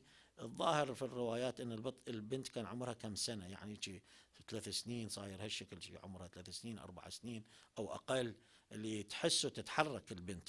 يقول وانا مخليها يمي ودا احفر قبرها، فالتراب صار على لحيتي على كذا، فهي اجت الطفله بايدها الصغيره تنظف لحيتي من التراب، تنظف لحيتي من التراب. يقول أنا أخذتها وبكل قسوة خليتها بالقبر ودفنتها. يقول أتذكر هذا الموقف وأبكي. شنو هالقساوة؟ شنو هالقلب؟ شنو هذا صخر حديد؟ شنو؟ الله ما مخلي لك قلب أنت؟ ما معطيك عاطفة، ما معطيك رحمة، ما معطيك رحمة أبوة؟ الله أكبر. لازم يبينيم که قرآن حضرت پیغمبر قرآن شریف میفرماید این حقوق باید مراعات بشه. ما عقیقه میدیم این کار میدیم. در زمان جاهلیت حقوق رعایت نمی کردن. بچه را چون دختر میمد به دنیا دوست نداشتن میکشتن، دختر را میکشتن، زنده بگور میکردن. عمر میگه، الان مثالش، عمر میگه از زمان جاهلیت من 2 تا داستان به یاد میارم، یکی گریه میکنم یکی میخندم برای یک داستان میخندم. اون که میخندم میگه بتی داشتم، خدایی داشتم از خرما، هر وقت گشنه میشدم از این بت و خدایم میخوردم، خدام را میخوردم، ربم را میخوردم که از خرما بود. این یکی میگه این میخندم. اونی که گریه میکنم چیه؟ میگه یه دختر داشتم آوردم که دفنش زنده بگور کنم.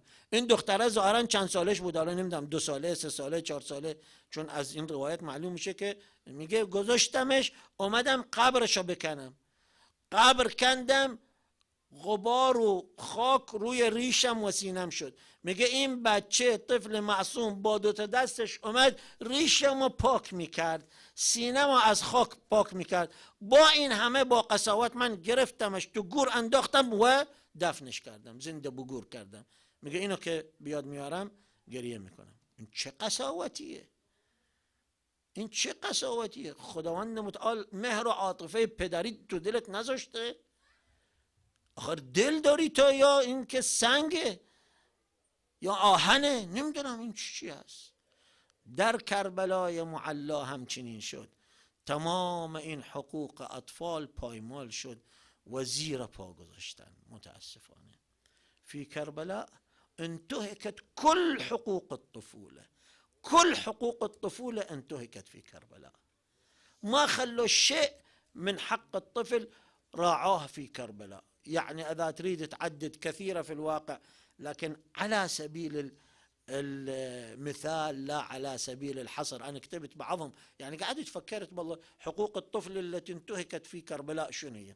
شوف مثلا، 1 التخويف والتفزيع والترويع، خوفوا الأطفال، فزعوا الأطفال، روعوا الأطفال، روعوهم. 2 مشاهدة المشاهد المؤلمة والدامية، طفل يشوف قتل وقتال وقص رؤوس وقص أعضاء وأبدان يصير فيها قطع وتمثل بها. هذا الطفل مجبور أن يشوف هذا المنظر. ليش؟ ما لازم يشوف هذا الطفل، هذا انتهاك لحقوق هذه الطفولة. مثلا العطش وقد ماتوا أطفال من العطش، وقضية صاحب هذه الليلة مولانا عبد الله الرضيعي هذا سببها كان العطش. زين. القتل، قتل الطفل بسهم، قتل الطفل بسيف. أبناء الأئمة، أبناء الإمام الحسن قتل من هو منهم كان طفلا صغيرا. القاسم كان في مرحلة اليافع، يعني بعد لم يبلغ الحلم كما في الروايات. قتلوا هؤلاء، قتلوا. القتل بالسيف، القتل بالسهام، القتل تحت سنابك الخيل. تدري في يوم عاشوراء اكو اطفال قتلوا تحت سنابك الخيل عندما هجموا على المخيم. زين. حرق المساكن، يعني طفل يشوف يحرقون مسكنه، شو يسوي؟ وين يروح؟ حرق المساكن، حرق خيامهم، تشريدهم، اضطروا ان يفروا من الخيام. ضرب الاطفال، انتهاك الاطفال بالضرب، أسر الأطفال، أخذوا الأطفال أسارى، قيدوا الأطفال. الإمام الباقر عليه السلام، الإمام الباقر كان عمره 4 سنين، يقول أنا أذكر حادثتنا دخلونا على يزيد وإحنا عددنا 12 طفل مقيدين بالسلاسل. أولنا أبونا الإمام السجاد عليه السلام، ثم بعدنا إحنا أطفال وراء 12 واحد، ثم عمتنا زينب بالأخير، مقيدين بالسلاسل. شنو هالمنظر هذا؟ شنو هالطريقة؟ شنو هالفاجعة؟ دين، مذهب، يعني شرع، شنو؟ ماكو. الشتم، كانوا يشتموهم، كانوا يشتمون أمير المؤمنين، كانوا يشتمون الإمام الحسين عليه السلام أمام الأطفال، يشتمون آبائهم الشهداء. أخذوهم بالتهديد والوعيد، هددوهم وتوعدوهم، ثم أخذوهم عنوة إلى السفر بدون إرادتهم. هذه أمثلة لانتهاك حقوق الأطفال في كربلاء. لذلك ترى أن مولانا الإمام الحسين عليه السلام يبكي بحرقة على ولده. از حقوق بچه ها که در کربلای معلا که این حقوق دریده شد و این حقوق پایمال شد و حفظ نشد، این که بچه ها را ترسوندن، بچه ها را تخویف کردن، بچه ها را کشتن با تیر، با شمشیر، زیر سم اسب، خانه هاشون را سوزوندن، بچه ها مجبور شدن فرار کنن، بی خانمان بشن، بچه ها را شتم کردن، فحش دادن، بچه ها را یتیم کردن، پدرانشون را کشتن، بچه ها را به اسارت گرفتن، بچه ها را با زنجیر دستبند زدن، بچه ها را گرفتن به عنوان اسیر، بچه ها را به غیر موافقت و ارادهشون از شهری به شهر دیگر مسافرت دادن به اجبار و به اکراه. اینا یه عینه هایی از حقوق پایمال شده در روز عاشورا و در قضیه کربلا. لذلك ترى مولانا الإمام الحسين عليه السلام عندما جيء له بطفله الرضيع، أبو علي نريد له ميل هذا الطفل، ما نريد شيء، أخذه وخرج به إلى القوم. يا قوم حاججهم كلموا، ماكو، قست القلوب فلم تمل لهداية تبا لهاتيك القلوب القاسية. انقسم القوم، قوم يقولون اسقوا هذا الطفل فلا ذنب له، وآخر يقول لا تبقوا لأهل هذا البيت من باقية. عمر بن سعد اللعين قال ويحك يا حرملة اقطع نزاع القوم. حرملة يقول فوقت سهمي، يعني خلت السهم بالقوس، انتظر اللحظة المناسبة، هبت ريح كشفت رقبة الطفل فإذا هي كإبريق فضة يلمع تحت الشمس. رميته بالسهم، هو يقول، هو اللعين يقول رميته بالسهم فذبحه من الوريد إلى الوريد. أيوا سيداه وعلياه. يقول الطفل أخرج يديه وصار يرفرف كالطير المذبوح عندما أحس بحرارة السهم وأصابه حرارة السهم. لعنك الله يا حرملة وزاد في عذابك. يا ساعد الله قلبك مولاي أبو عبد الله، ساعد الله قلب أمه، أخته، عمته، ساعد الله قلبكم يا أهل بيت رسول الله. والله تلقى حسين دم الطفل بيده بيده، إشحال اللي ينشتل بحضنه وليده. والله اشحال اللي ينشتل بحضنه يا وليد. سال يعني دمه سال وترس دمه، ترس جفه من وريده. الإمام الحسين عليه السلام ملأ كفه من هذا الدم الطاهر ورمى به إلى السماء. الروايات كلها تقول فوالله ما سقطت منه قطرة إلى الأرض. الله أكبر. وين راح هذا الدم؟ الله أكبر. فوالله ما سقطت منه قطرة إلى الأرض. سال وترس جفه من وريده وذب للسماء وللأرض ما خار. والله وللأرض ما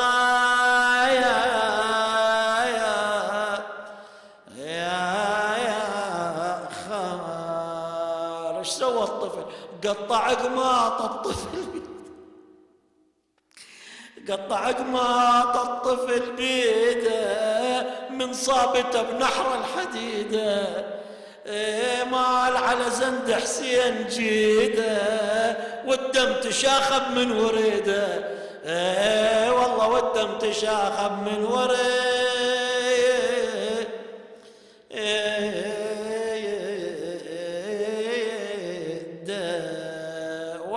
ونبني أي أمه ونبني مياتم للحزن ننصب. ونبني فجعني حرملة بنبلة ونبني الطفل عادة يفطمونه. الطفل يأخذون الفطام بعد فترة من رضاعه ويعطوهم أشياء وطعام وشراب جيد لأن حتى يفطم من أمه. شلون فطموا ابني؟ شلون فطموا؟ الطفل عادة يفطمونه ونبني انفطم يا ناس بسهام المنية. والله انفطم يا ناس بسهام المنية.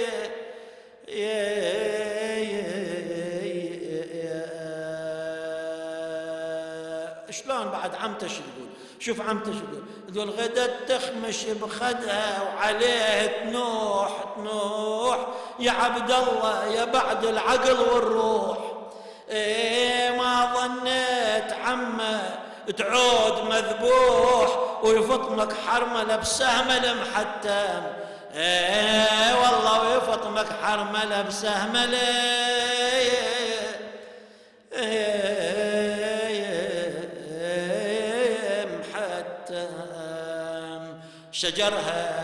شجرها بقلبي حرمله لعنة الله عليك. بقلبي حرمله ناره شجرها طفل وبرقبته النبله. شجرها إلي ون تحرق. شجرها وإلي عبر الحيط بيت الوطية. إلي عبر الحيط نبت الوطية.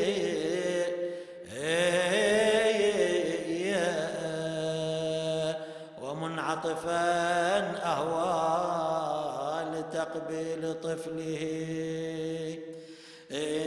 فقبل منه قبله السهم من حرا. هذا بيت الدعاء للنعي العربي بس أشرح لك إياه حتى تشوف. يقول أبو عبد الله انعطف على ابنه لأن عطشان راد يقبله. بهاللحظة اللي انعطف نزل يريد يقبل ابنه وإذا السهم قبل منه من حرا. الله أكبر. فقبل منه قبله السهم من حرا. ولدوا اثنينهم سوا هو وموت عبد الله. هو والموت ماله ولده بنفس الساعة لأن عمر ما كان عنده. لقد ولدا في ساعة هو والردى ومن قبله. الطفل مو من يجي قلنا شو نسوي؟ نكبر بإذن اليمنى ونقيم باليسرى. تكبيرته شنو كان؟ ومن قبله في نحره السهم كبرا. السهم كبر في نحره. وفي نحره من قبله السهم كبرا.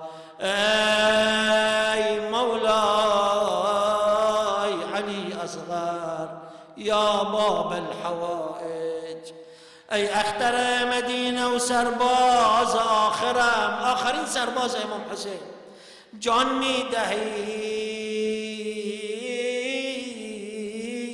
تو ز شعبه برابرم. جاني دهي تو ز تیرس شعبه برابرم. تو پر نشسته تیر عدو در گلوی تو از حنجرت چگونه برونش در آورم. چگونه بتونم این تیر را از حنجرت در بیارم فرزندم؟ ای تیری که حرمله زده بر حلق خشک تو. ای کاش می نشست علی جان بحنجرم لبتشنه پر زدی ز کنارم علی ولی سیراب میشوی به سر دست مادرم میاد سیرابت میکنه. ای مابان لبی که غرق بخون شد به من مخند. لبخند میزنی برام فرزندم. کم خنده کن علی به من و دیده ترم. شرمم بود که بی تو سوی خیمه رو کنم. اگر برم خیمه ها عمت میپرسه علی کو، مادرت میپرسه علی کو، خواهرت میپرسه علی کو، من چه جوابی بدم؟ این جسم بی سرت ز چرا تا حرم ببرم؟ آبت ندادم به خدا آب می شود اگر شود ز قصه مرگت چو خواهرم وسيعلم الذين ظلموا أي منقلب ينقلبون والعاقبة للمتقين. نسألك اللهم وندعوك بحق الطفل الرضيع عبد الله علي الأصغر، احفظ أطفالنا يا الله، شاف الأطفال المرضى يا الله، لا سيما الطفل الذي وصينا أمس له الطفل آدم وبقية الأطفال وبقية المرضى كبارا وصغارا بحق عبد الله الرضيع علي الأصغر، شافهم وعافهم يا الله، اقضي حوائجنا، ارحم موتانا، ارزقنا زيارتهم في الدنيا وشفاعتهم في الأخرى بحق محمد وآله الطاهرين. إخواني المؤمنين، إن شاء الله جناب السيد روح الله يقرأ المصيبة، وبعد ذلك عندنا إن شاء الله مهد كاروك عبد الله الرضيع يأتي إن شاء الله، وثم بعد ذلك إن شاء الله اللطميات. جناب حجر روح الله بفرمائید.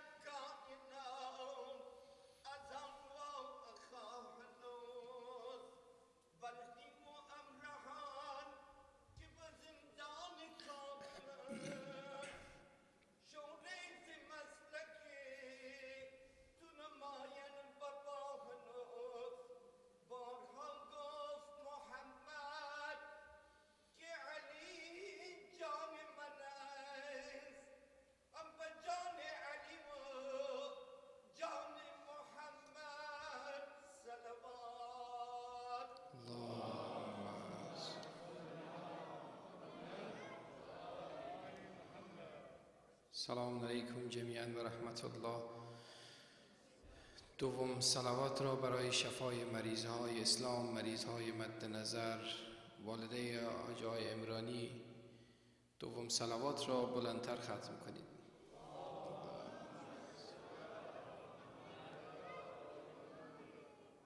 با کسب اجازه از بزرگان، برادران، آقای امینی، آقای سید بزرگوار، چند دقیقه ذکر مصیبت داریم و انشاءالله از همه شما التماس دعا. السلام علیک یا ابا عبدالله و علی الارواح التي حلت بفنائك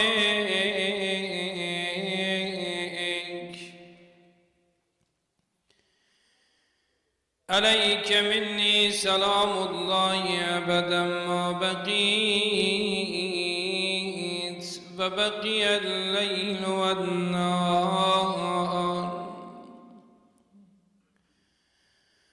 ولا جعله الله آخر العهد منی لزیارتکم دلها را بفرست کربلا کنار بین الحرمین السلام علی الحسین و علی علی ابن الحسین و علی اولاد الحسین و علی اصحاب الحسین بر مشامم میرسد هر لحظه بوی کربلا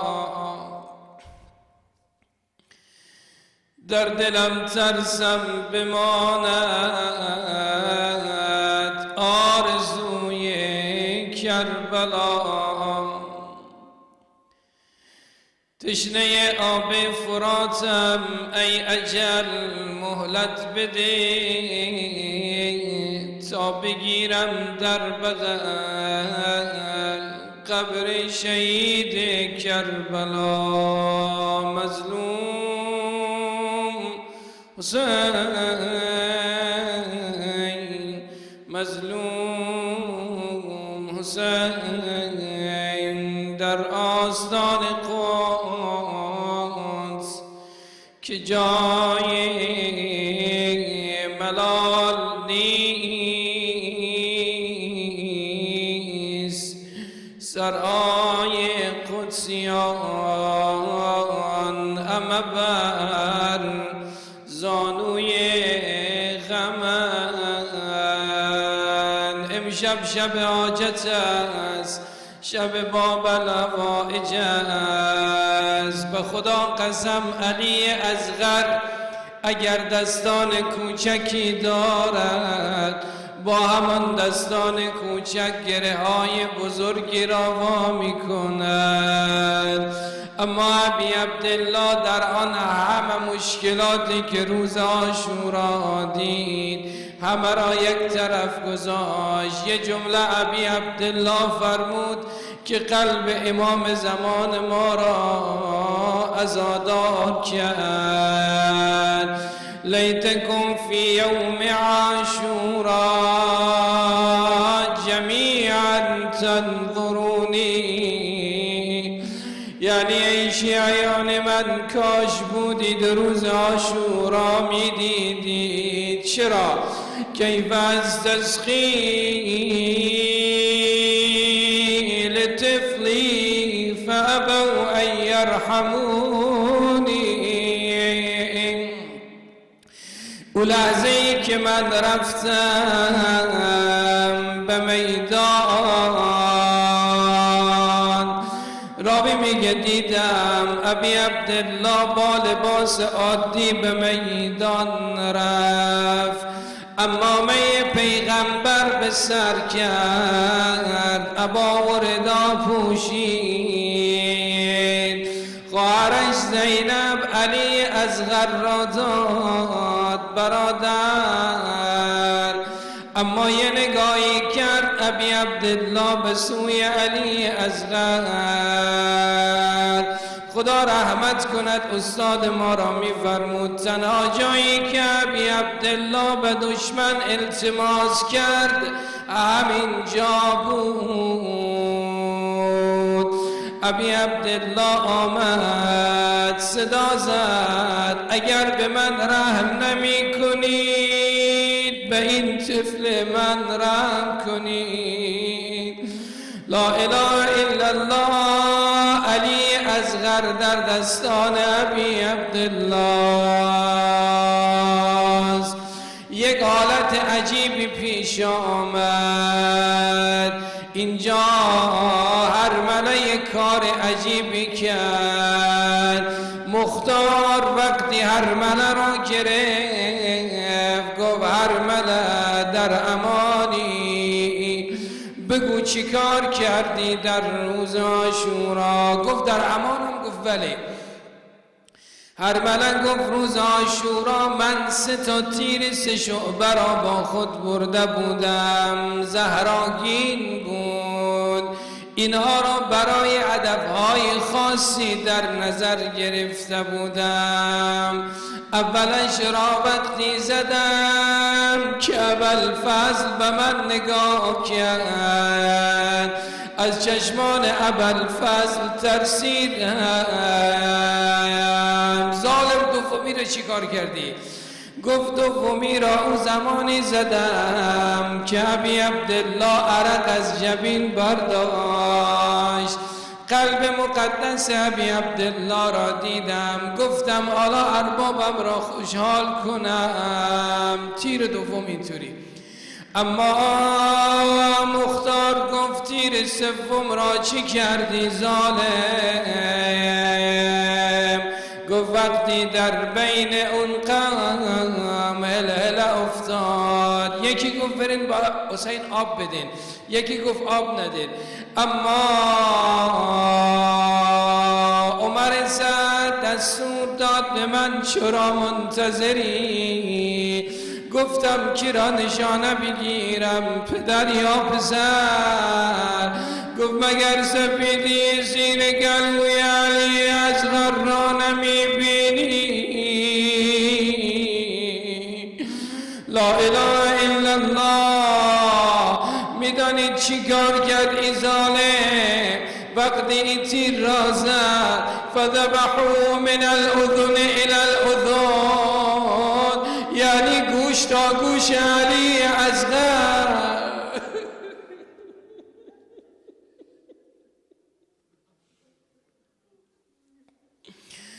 مادرها حال رباب را امشب درک کنید. حاجتمندا گرفتارا مریض دارا، مادر شب تا صبح نمیخوابد برای بچهش، اما رباب حالا منتظر است بچه را داده دست ابی عبدالله، منتظر علی اصغر است. اما سر علی اصغر روی دستان ابی عبدالله. ابی عبدالله چه حالی دارد؟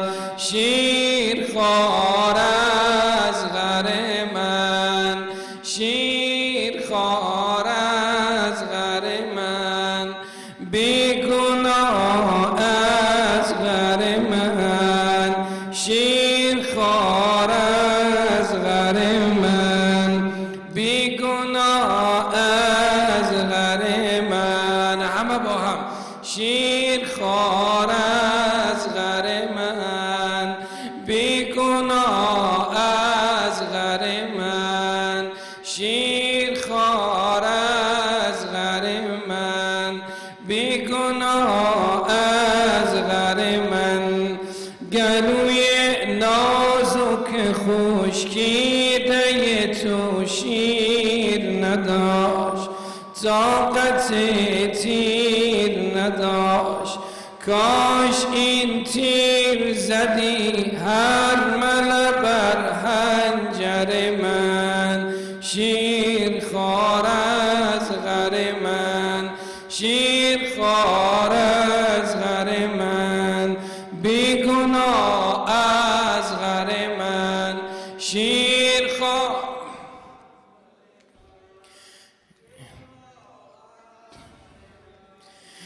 کاش این تیر زدی هر مله بر حنجر من، کاش این تیر زدی حنجر بر هر مله بر حنجر من، شیر خوار اصغر من، بیگناه اصغر من. گر بدین حال تو را من ببرم سوی رباب، چه بگویم به رباب؟ گر بپرسد چه گناه داشت علی اصغر من، شیر خوار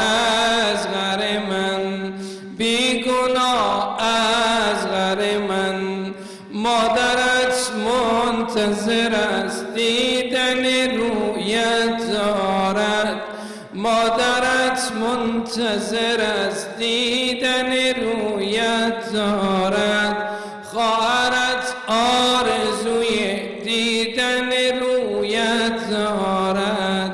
شیر خوار از غر من، بیگناه از غر من، شیر خوار از غر من، بیگناه از غر من.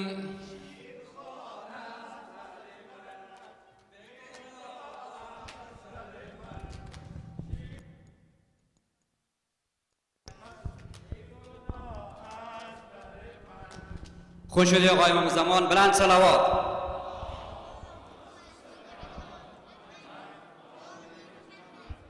برادرای کسی نمیتونن پیشتر بیان لطفا.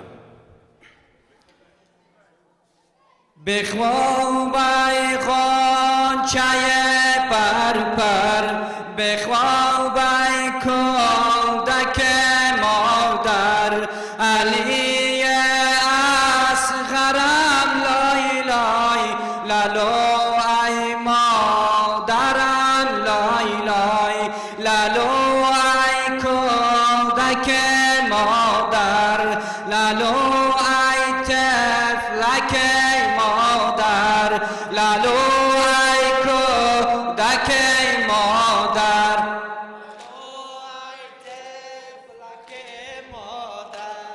لالو ای کودک مادر، لالو ای طفلک مادر. عزیزم از چی بتابی، عزیزم از چی بتابی، چرا مادر نمیخوابی، گمانم تشنه آبی. علی اصغرم لای لای لالو ای کودک مادر، لالو ای طفلک مادر،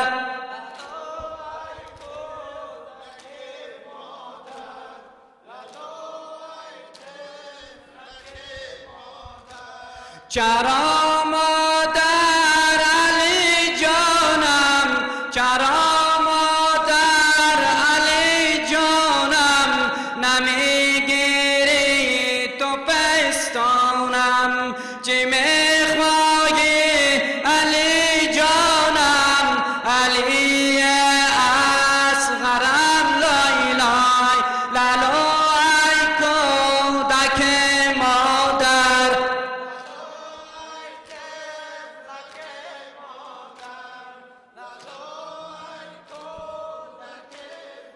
در عزیز من مکن غوغا، عزیز من مکن غوغا، بخواب ای کودک زیبا، مسازان قلب مادر را، علی اصغرم لای لای لالو ای کودک مادر،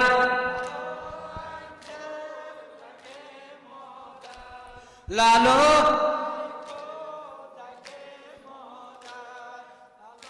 ای طفلک مادر. مزن آتش دل من را، مزن آتش دل من را، مسوز حاصل من را، مکان و منزل من را، علی اصغرم لای لای لالو ای کودک مادر،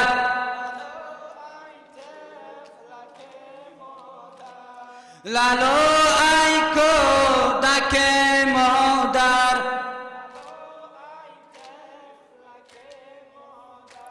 چه شورستین بسر داری، چه شورستین بسر داری، چون این مادر مکان داری، مگر میل سفر داری، علی اصغرم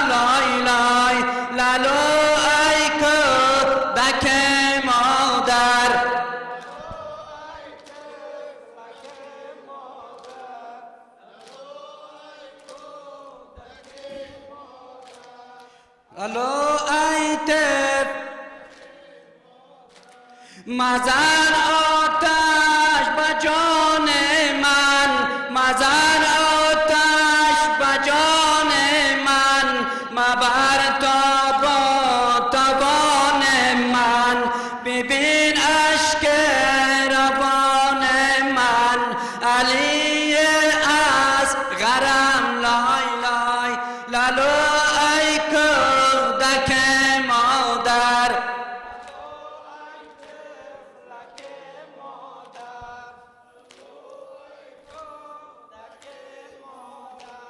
نخوابم در کنار تو، نخوابم در کنار تو، خزان گردد بهار تو، فدای اشک بار تو، علی اصغرم لای لای لالو ای کودک مادر.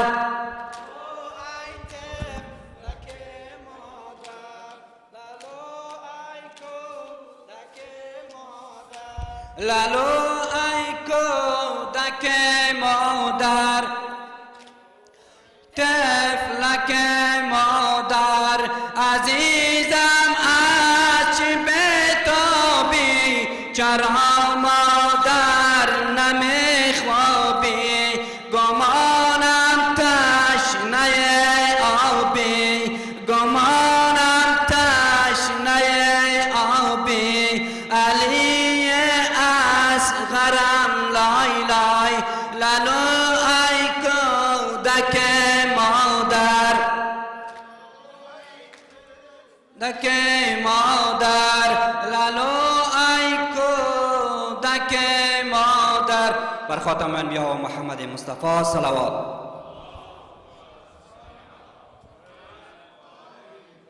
خوشنودی آقا امام زمان بلندتر صحابه.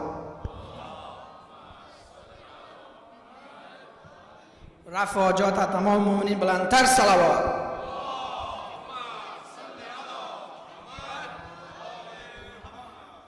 سوزم که آتش خیمه گو بی عاشقان در برکشید، در شعله ها زینب دوید، گهواره اصغر کشید، اصغر کجا بستر کشید، بابش عجب در بر کشید، اصغر کجا بستر کشید، بابش عجب در بر کشید، اصغر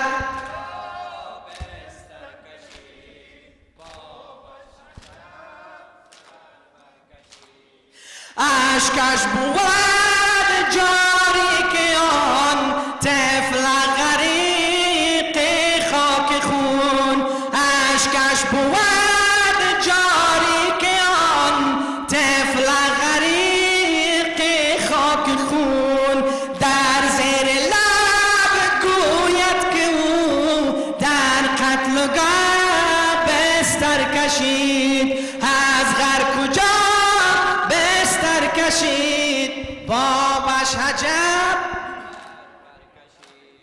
اصغر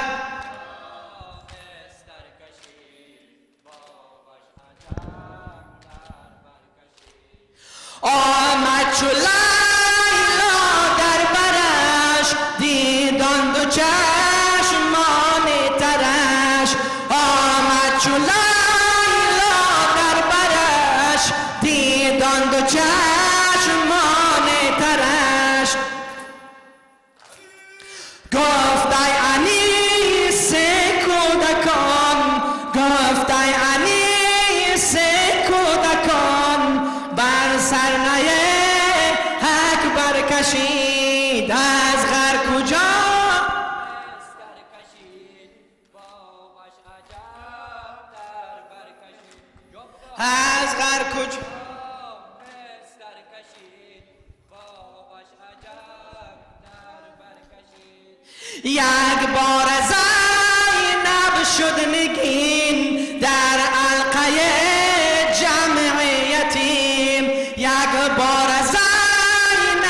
شد نگین در حلقه جمعیتین گفتن بگو هی اما جان گفتن بگو هی اما جان ظالم چرا خنجر کشید از غر کجا بستر کشید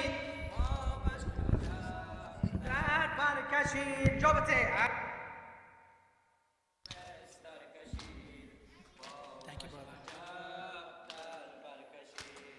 بر القباب ما حسین بر القباب ما حسین آن سرور دنیا و دین شمر ستم از چی کنون در باب ما خنجر کشید از غر کجا بستر کشید در بر کشید جابته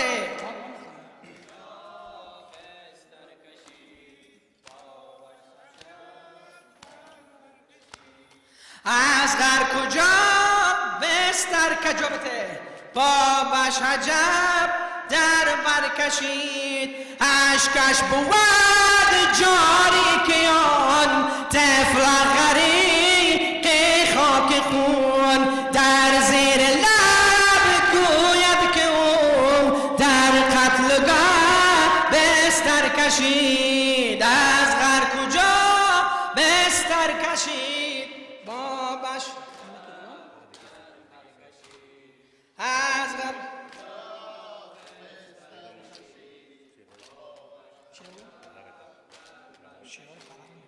از غر کجا بستر کشید بابش عجب در بر کشید جابتین از غر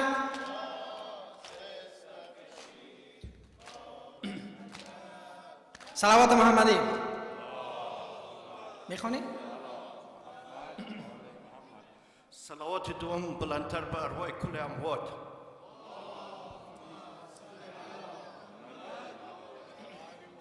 صلوات سوم بلندتر به ارواح حضرت آیت الله العظما ساجدین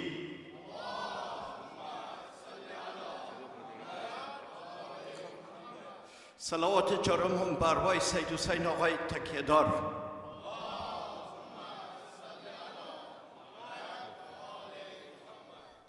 آتش مزن در خیمگاه طفلان مسوزانی طفلان مسوزانی از ظلم خود کم کن یزید عابد بیتابی طفلان مسوزانی جابته طفل مزن بر خیمگاه طفلان طفلان در آن دل شب ستم در آن دل شب ستم زینب پریشان بود زینب پریشان بود اشکش زدیده ها روان اشکش زدیده ها روان چون ابر بارانی طفلان مسوزانی آتش بزن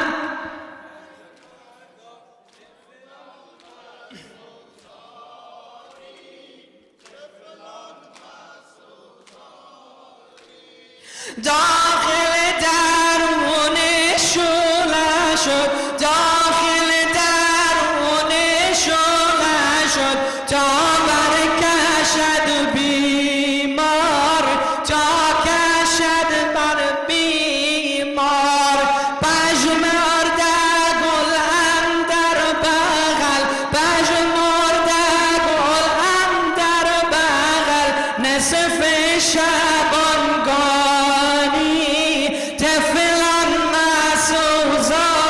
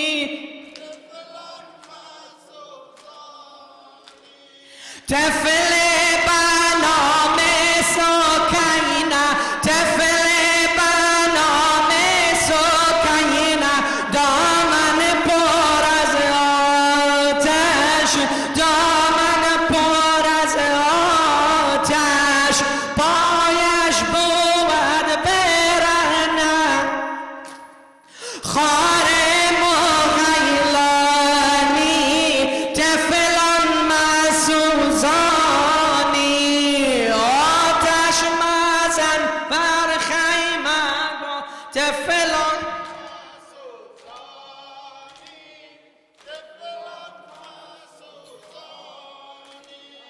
طفلان مسوزان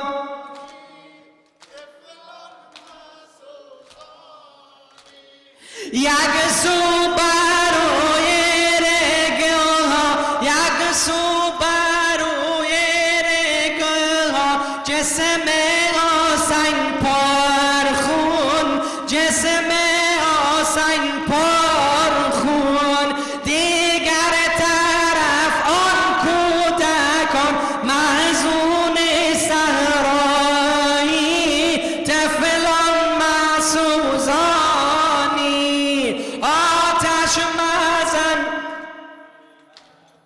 طفلان مسوزانی طفلان مسوزانی آتش مزن بر خیمگاه طفلان مسوزانی صلوات محمدی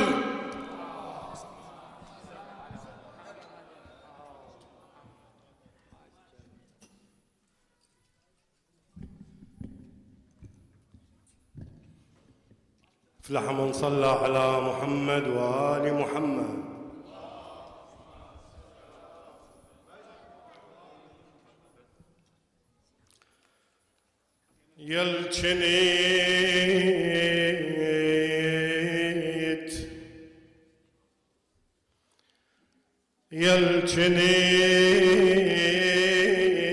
يلجنيت بالظلمة لالي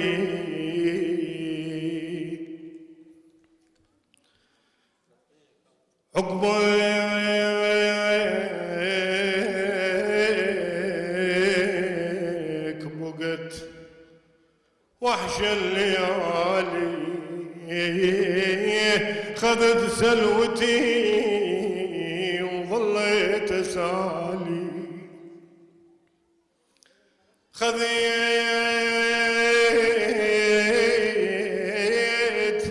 خذت سلوتي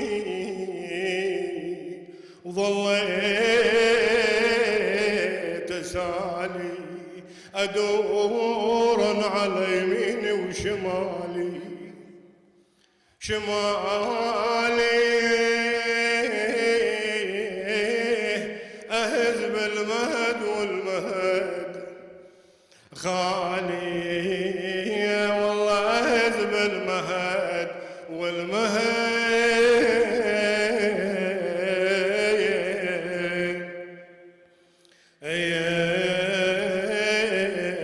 خالي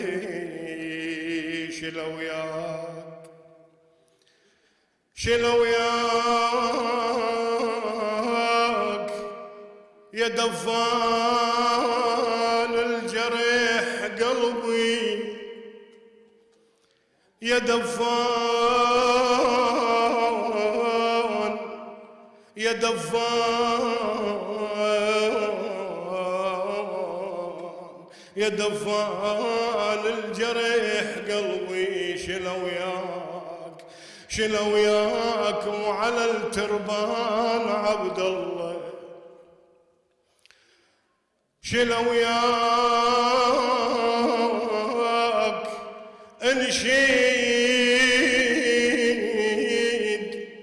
انشد حرمله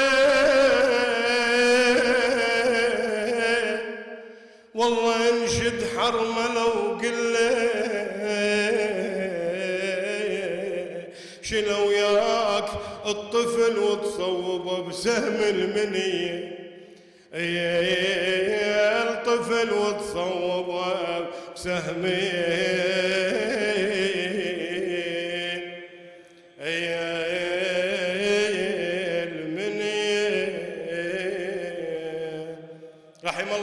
الذكر القائم من آل محمد.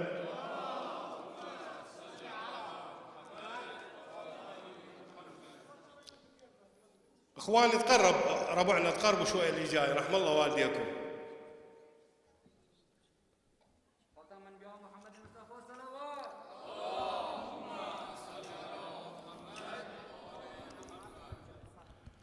يا حبيبي يا حسين نور عيني يا حسين، يا حبيب حسين نور عيني يا حسين، أنا لا أنسى الحسين وهو دامي الودجين، يا حبيب نور عيني يا حسين، أنا لا أنسى الحسين وهو دامي الودجين، يا حبيب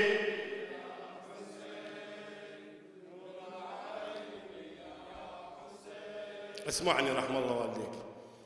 يا عبد الله مباشر ألطم رأسا وياها، ما بيها ردة، بس الشطر الرابع أريدك تعيده وياي.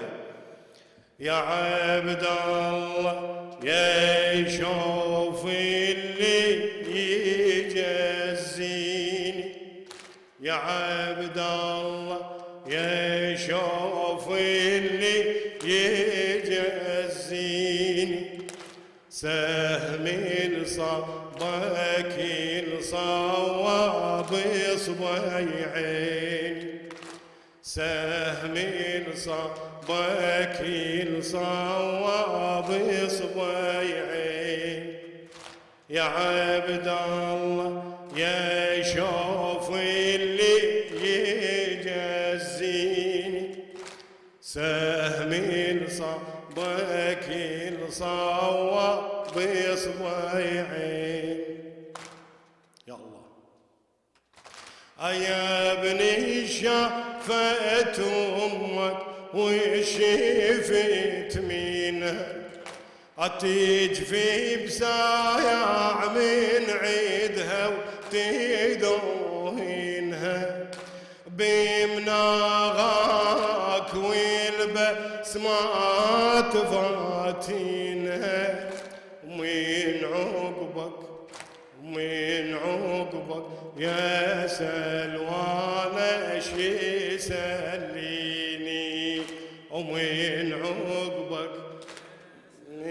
عقبك يا سلوانة شي سليني، شلون اسلى وينام الليل يا الغالي، يا ابو عبد الله شلون اسلى وينام الليل يا الغالي، واشوف لك شباح يتبسم قبالي، افز والقى المهد يا مهجتي خالي، بنايا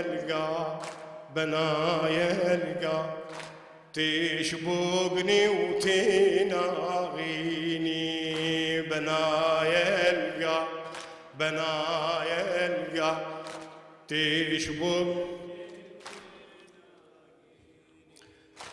تشبقني واشقك وارشف الخد، او يتقلب بصدري يا عزيز حسين، تتهنى برضاعك يا نمير العين، وتتهنى برضاعك يا نمير العين، يا صوا مجدي لشي مخبي سنيني، يا صوا مجد أتدري الوالدة تتهنى بالمولود، من نشوفه بكترها يلعب وموجود، تنسى التعب كله والسهر مفقود. يا ابني رباع يا ابني رباع ما حسيت ماذيني، يا ابني رباع ياك ما حسيت. وانا السهرت يا ابني ليالي طوال، وبين خلقك يضيق يذوب شحمك لا. انا السهرت يا ابني ليالي طوال، ومن خلقك يضيق يذوب شحمك لا. أطلبك بالمخاطر وبرفيفك لا، أطلبك بالمخاطر وبرفيفك لا. بساعات الولادة الموت يلفيني، بساعات الولادة. حساب اللي حسبته ما طلع الكيف، مقلوبي طلع مثل المشاهد طيف. يا ابني بيك ضيعت الموضن يا حيف، يا ابني بيك ضيعت الموضن يا حيف. أكل ظني جزاير بايتو فيني، كل ظني رباي بايتو فيني. أكنت أحسب أيامك يا وليدي وارجع، أكنت أحسب أيامك يا وليدي وارجع.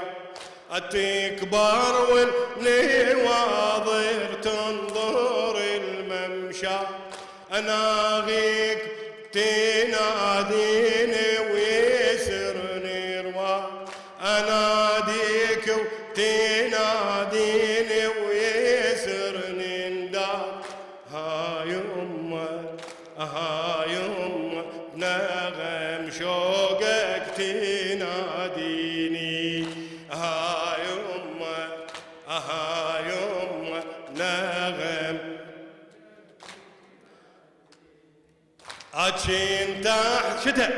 أكنت أحسب بأيامك يا وليدي وارجع، تكبر والنواظر تنظر الممشى. أناديك وتناديني ويسرني نداء، أناديك وتناديني ويسرني نداء. هاي يمه بنغم شوقك تناديني، هاي يمه نغم شوقك تناديني. رحم الله والديكم مأجورين إن شاء الله. أغاتي نسألكم بالدعاء، وبالأخص الأخونا الدكتور ابن عليل إن شاء الله. عليك بحق عبد الله الرضيع أن تدعي له من قلب ورب إن شاء الله بالشفاء العاجل إن شاء الله. الولد اسمه آدم ابن أزهر. صلوا على محمد وآل محمد.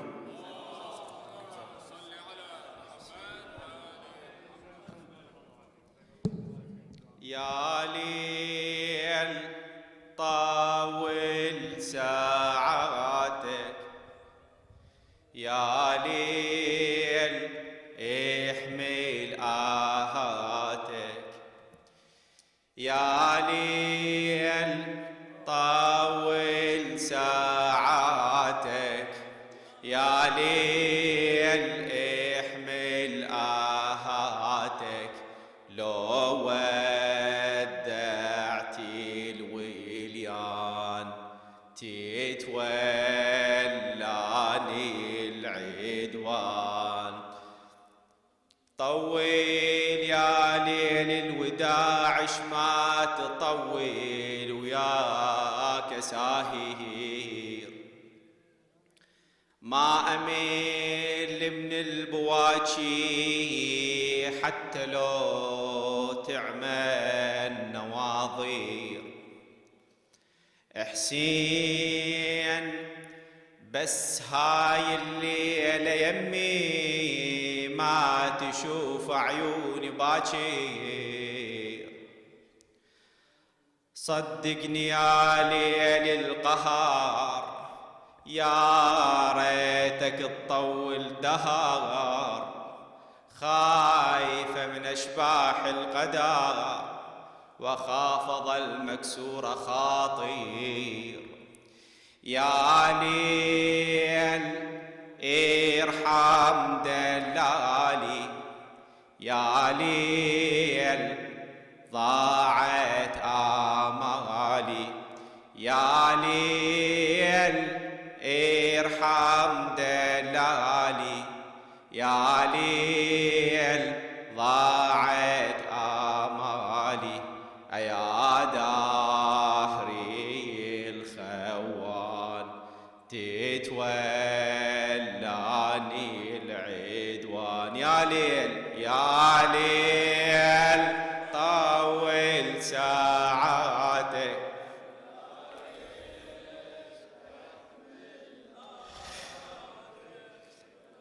ليل طول ساعاتك، يا ليل احمل آهاتك.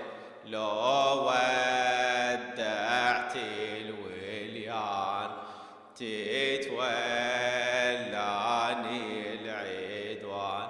أنا يا ليل العقيلة زينب المعروف خدري، طولي ما واحد الشافه ولا ستر يوصل لستري.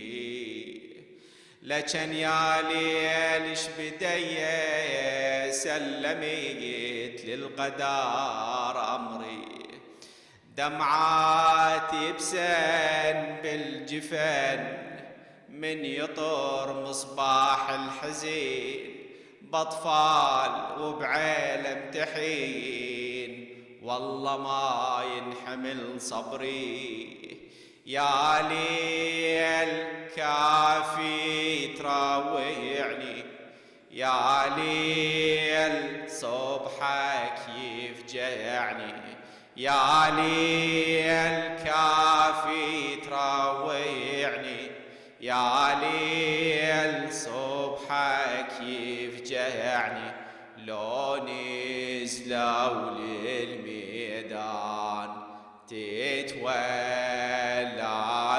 العدوان. يا ليل يا ليل طول ساعاتك، يا ليل احمل آهاتك، يا ليل طول ساعاتك، يا ليل احمل آهاتك. لو ودعتي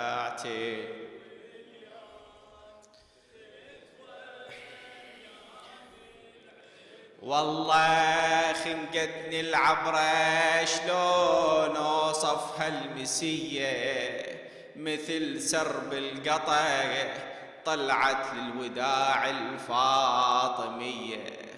ريتك تشاهد بناتك يا علي يا حامل حمية، يندبهن حسين اسمعن كلهم فرد فزع فزعن، ويا الوليد وادعن. ها يا روح بلا جيه، نسوان ياهو يحميهن لو راح عنهن واليهن. نسوان ياهو يحميهن لو راح عنهن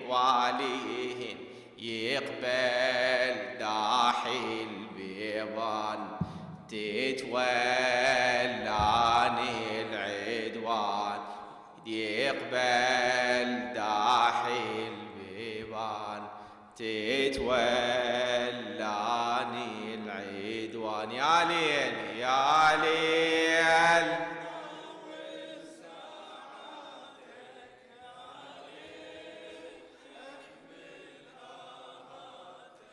يا ليل طول ساعاتك يا ليل احمل آهاتك لو ودعت الوليان تتولاني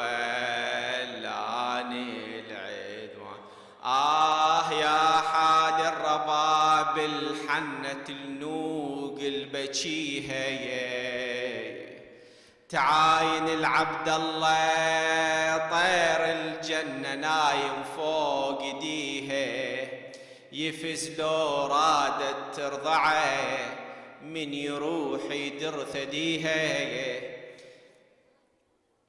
متهني بنها بنومته خافت يفز لو رضعته قامت تصد لرقبته طاحت وفقدت وعيها ليش يا ابني ذبحونك سباح قلبي يقطعونك ليش يا ابني ذبحونك سباح قلبي يقطعونك قلت إلهم عطشان تتولاني العدوان قلت إلهم عطشان تتولاني العدوان يا ليل يا ليل طول ساعاتك يا ليل احمل آهاتك يا ليل طول ساعاتك يا ليل احمل آهاتك تتولاني العدوان. أفلح من صلى على محمد وآل محمد.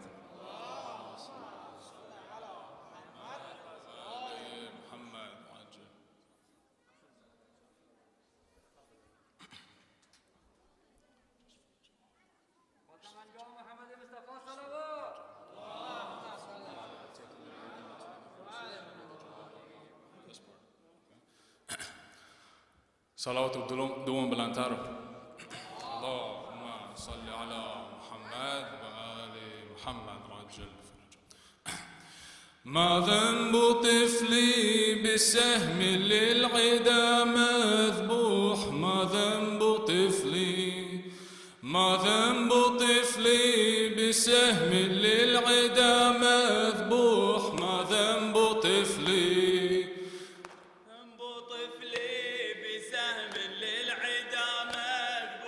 ما ذنب طفلي طفل رضيع عطيش القلب يا عادة لا تقتلوه عيناه غير ذبول يابس العطشى فلترض روحه إن كان ذنبي فهذا الطفل لا يغنى فلترحموه ويلي عليه لذيذ ما إلى يسقى ما ذنب طفلي ما ذنب طفلي بسهم للعدا مذبوح ما ذنب طفلي ما ذنب طفلي بسهم للعدا مذبوح ما ذنب طفلي عيناه سارت بعيني علني أسقي يرجو أباه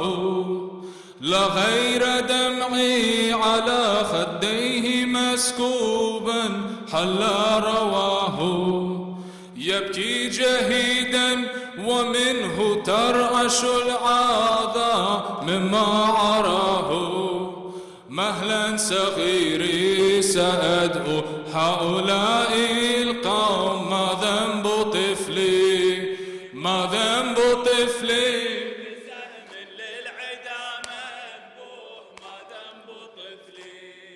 ما ذنب طفلي بسهم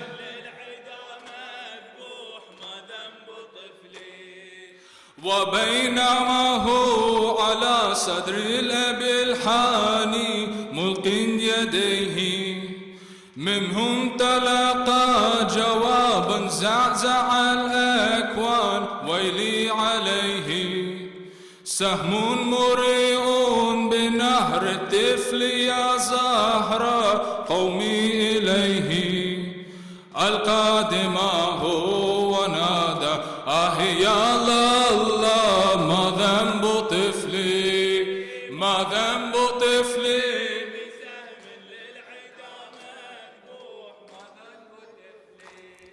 ما ذنب طفلي بسهم رفت يداه كمثل الطير منحورا وأذم كربي يا نور عيني أتاني سهمك المسنون أدميت قلبي ما كان ذني ذبيحا هكذا الألقى من دون شربي عذر الحبيب لقد هولت إذ نادي ما ذنب طفلي ما ذنب طفلي بسهم ما ذنب طفلي ما ذنب طفلي بسهم للعدا مذبوح نحو الخيام مشى بالطفل مكروبا مشيا ثقيلا لم أدري فيهم حسين أم هو المنحور صبرا جميلا إن كان يرضيك هذا أيها المعبود خذه قتيلا لكن سؤالي لكل الناس يوم الدين ما ذنب طفلي ما ذنب طفلي بسهم للعدا مذبوح ما ذنب طفلي ما ذنب طفلي بسهم للعدا مذبوح ما ذنب طفلي صلوات محمدي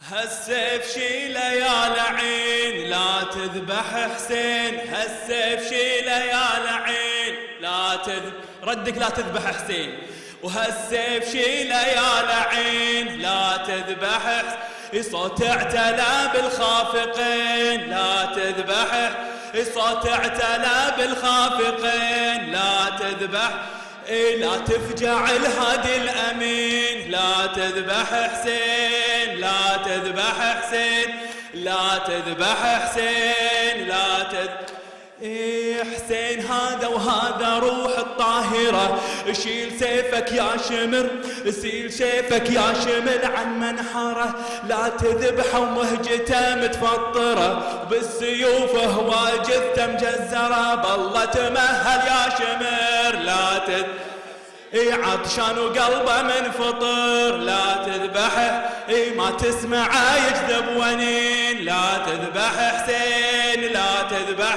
حسين لا حسين قرآن الجليل الأنزله كافي سهم الجاه من كف حرمله قوم عن صدره يا بن شر الملا لا تهبر من حرب طف كربله ما تنظر ايش سوى الحديد لا تذبح بالسيف لا تحز الوريد لا تذبح اهاته يجذبها بحنين لا تذبح حسين لا تذبح حسين لا تذبح حسين لا تذبح جسمه بيه 1700 جرح طبر سيفه وخنجره وطعنة رمح مشرف على الموت ويلي من طرح ما له قوة يا لعين على الذبح ما له قوة يا لعين على خله يموت براحته لا تذبحه ارحم يا ظالم حالته لا لا تقطع العرق الوتين، لا تذبح حسين، لا تذبح حسين، لا تذبح يا شمر لا تذبح البدر المنير، يا شمر لا تذبح البدر المنير، بغير شربة ماي ضامي ما يصير، ما سمعته يصيح والهادي البشير، كبدي فطر هالظما وحر الهجير، بالله تترك لها الحرام حسين وجعان وقلبه من سهام، لا تذبح خصمك إله العالمين، لا تذبح حسين، لا تذبح حسين، لا تذبح حسين، لا تذبح يا شمر لا تقطع الراس الشريف، يا شمر لا تقطع الراس الشريف، ما كفاك من القلب فيض النزيف، كون حر كون حر كون حر بالدنيا لو قلبك نظيف، كون حر بالدنيا لو قلبك نظيف، عوفة للأيتام لو ساعة العفيف، خل اليتامى تودعه لا خل اليتامى تودعه لا حولك تصيح مروعه، لا حولك تصيح مروعه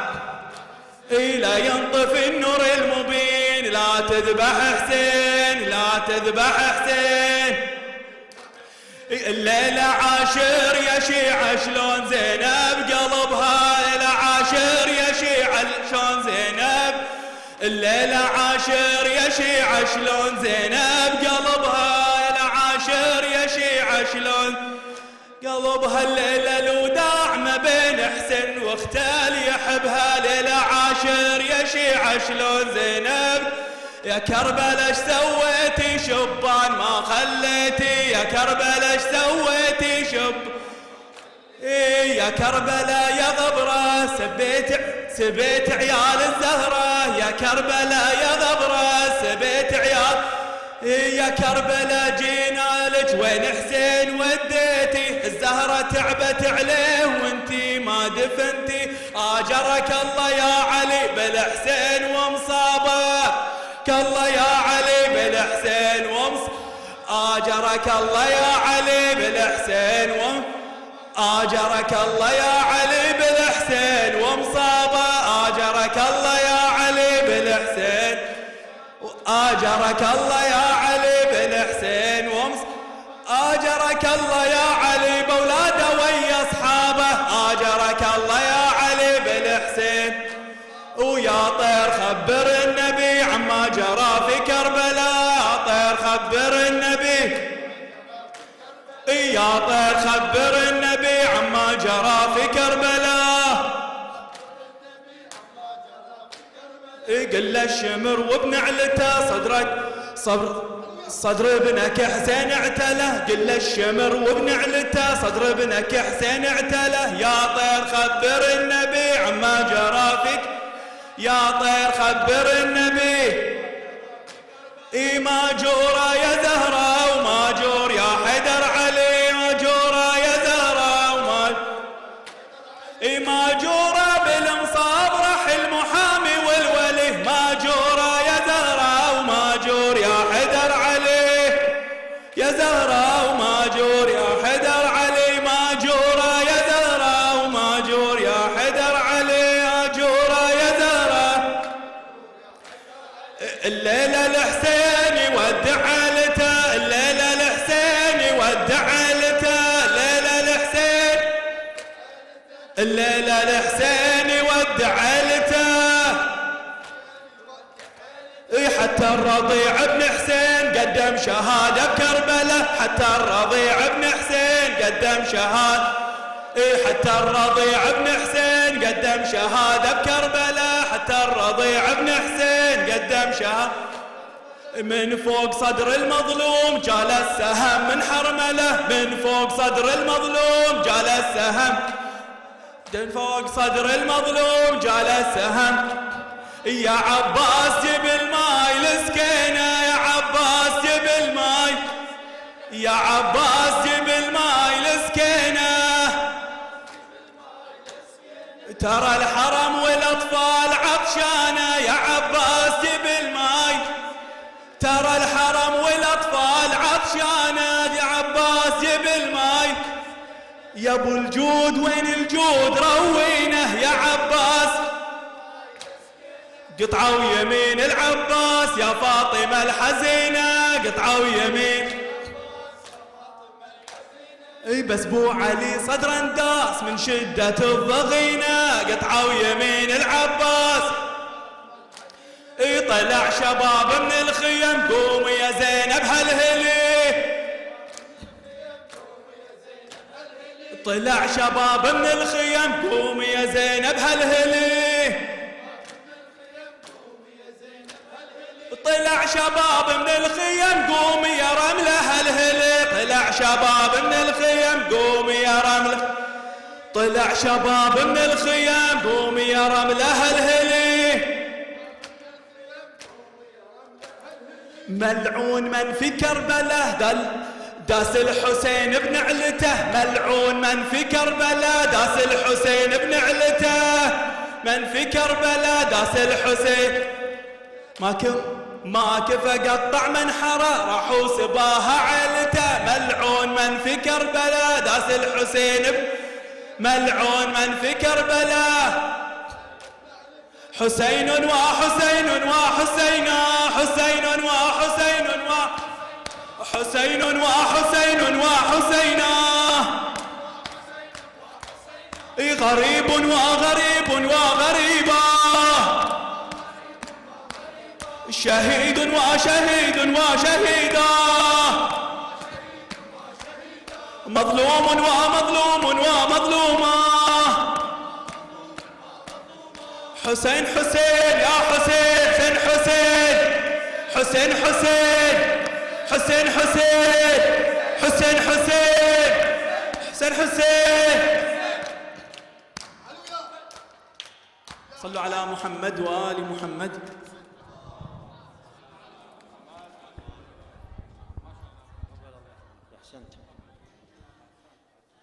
أجركم الله جميعا جزاكم الله خير الجزاء وعظم الله أجركم.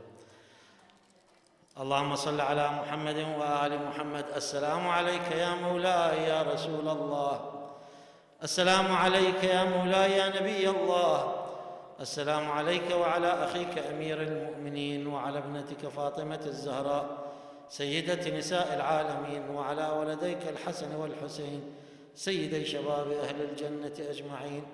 السلام على الحسين وعلى علي بن الحسين وعلى أولاد الحسين وعلى أصحاب الحسين وعلى الأئمة المعصومين من ذرية الحسين علي بن الحسين ومحمد بن علي وجعفر بن محمد وموسى بن جعفر وعلي بن موسى ومحمد بن علي وعلي بن محمد والحسن بن علي والحجة الخلف القائم المهدي عجل الله تعالى فرجه وسهل ظهوره ومخرجه وجعلنا من أنصاره وأعوانه. اللهم كن لوليك الحجة بن الحسن صلواتك عليه وعلى آبائه في هذه الساعة وفي كل ساعة وليا وحافظا وقائدا وناصرا ودليلا وعينا حتى تسكنه أرضك طوعا وتمتعه فيها طويلا برحمتك يا أرحم الراحمين. لشفاء المرضى ولحاجاتكم وحاجات المؤمنين. For شفاء all المرضى and all those who ask for dua and for those who ask for their مرضى. We have brother Haj Yusuf in the hospital. May Allah subhanahu wa ta'ala give all of them shifa inshallah. And inshallah for people of Afghanistan, mu'mineen, mu'minan in Afghanistan, Shi'at Amir al-Mu'mineen, may Allah subhanahu wa ta'ala save them. Bismillah ar-Rahman ar-Rahim. أما يجيب المضطر إذا دعاه ويكشف السوء. أما يجيب المضطر إذا دعاه ويكشف السوء. أما يجيب المضطر إذا دعاه ويكشف السوء.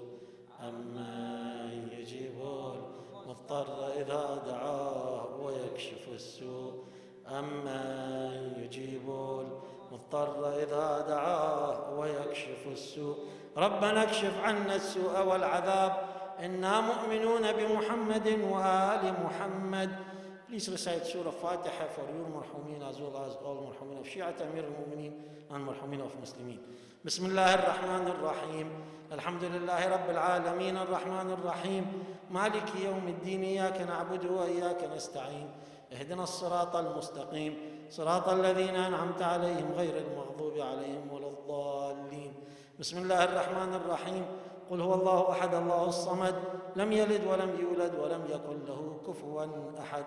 Brothers and sisters, tomorrow inshallah the program will be 9:30 a.m. inshallah, starting with the maqtal in English, then 10:30 inshallah maqtal in Arabic and Farsi, and then inshallah for Latmiya and Nuha and Sinazini, and then namaz al-Dhuhr and Asr, Salat al-Dhuhr and Asr, salawat.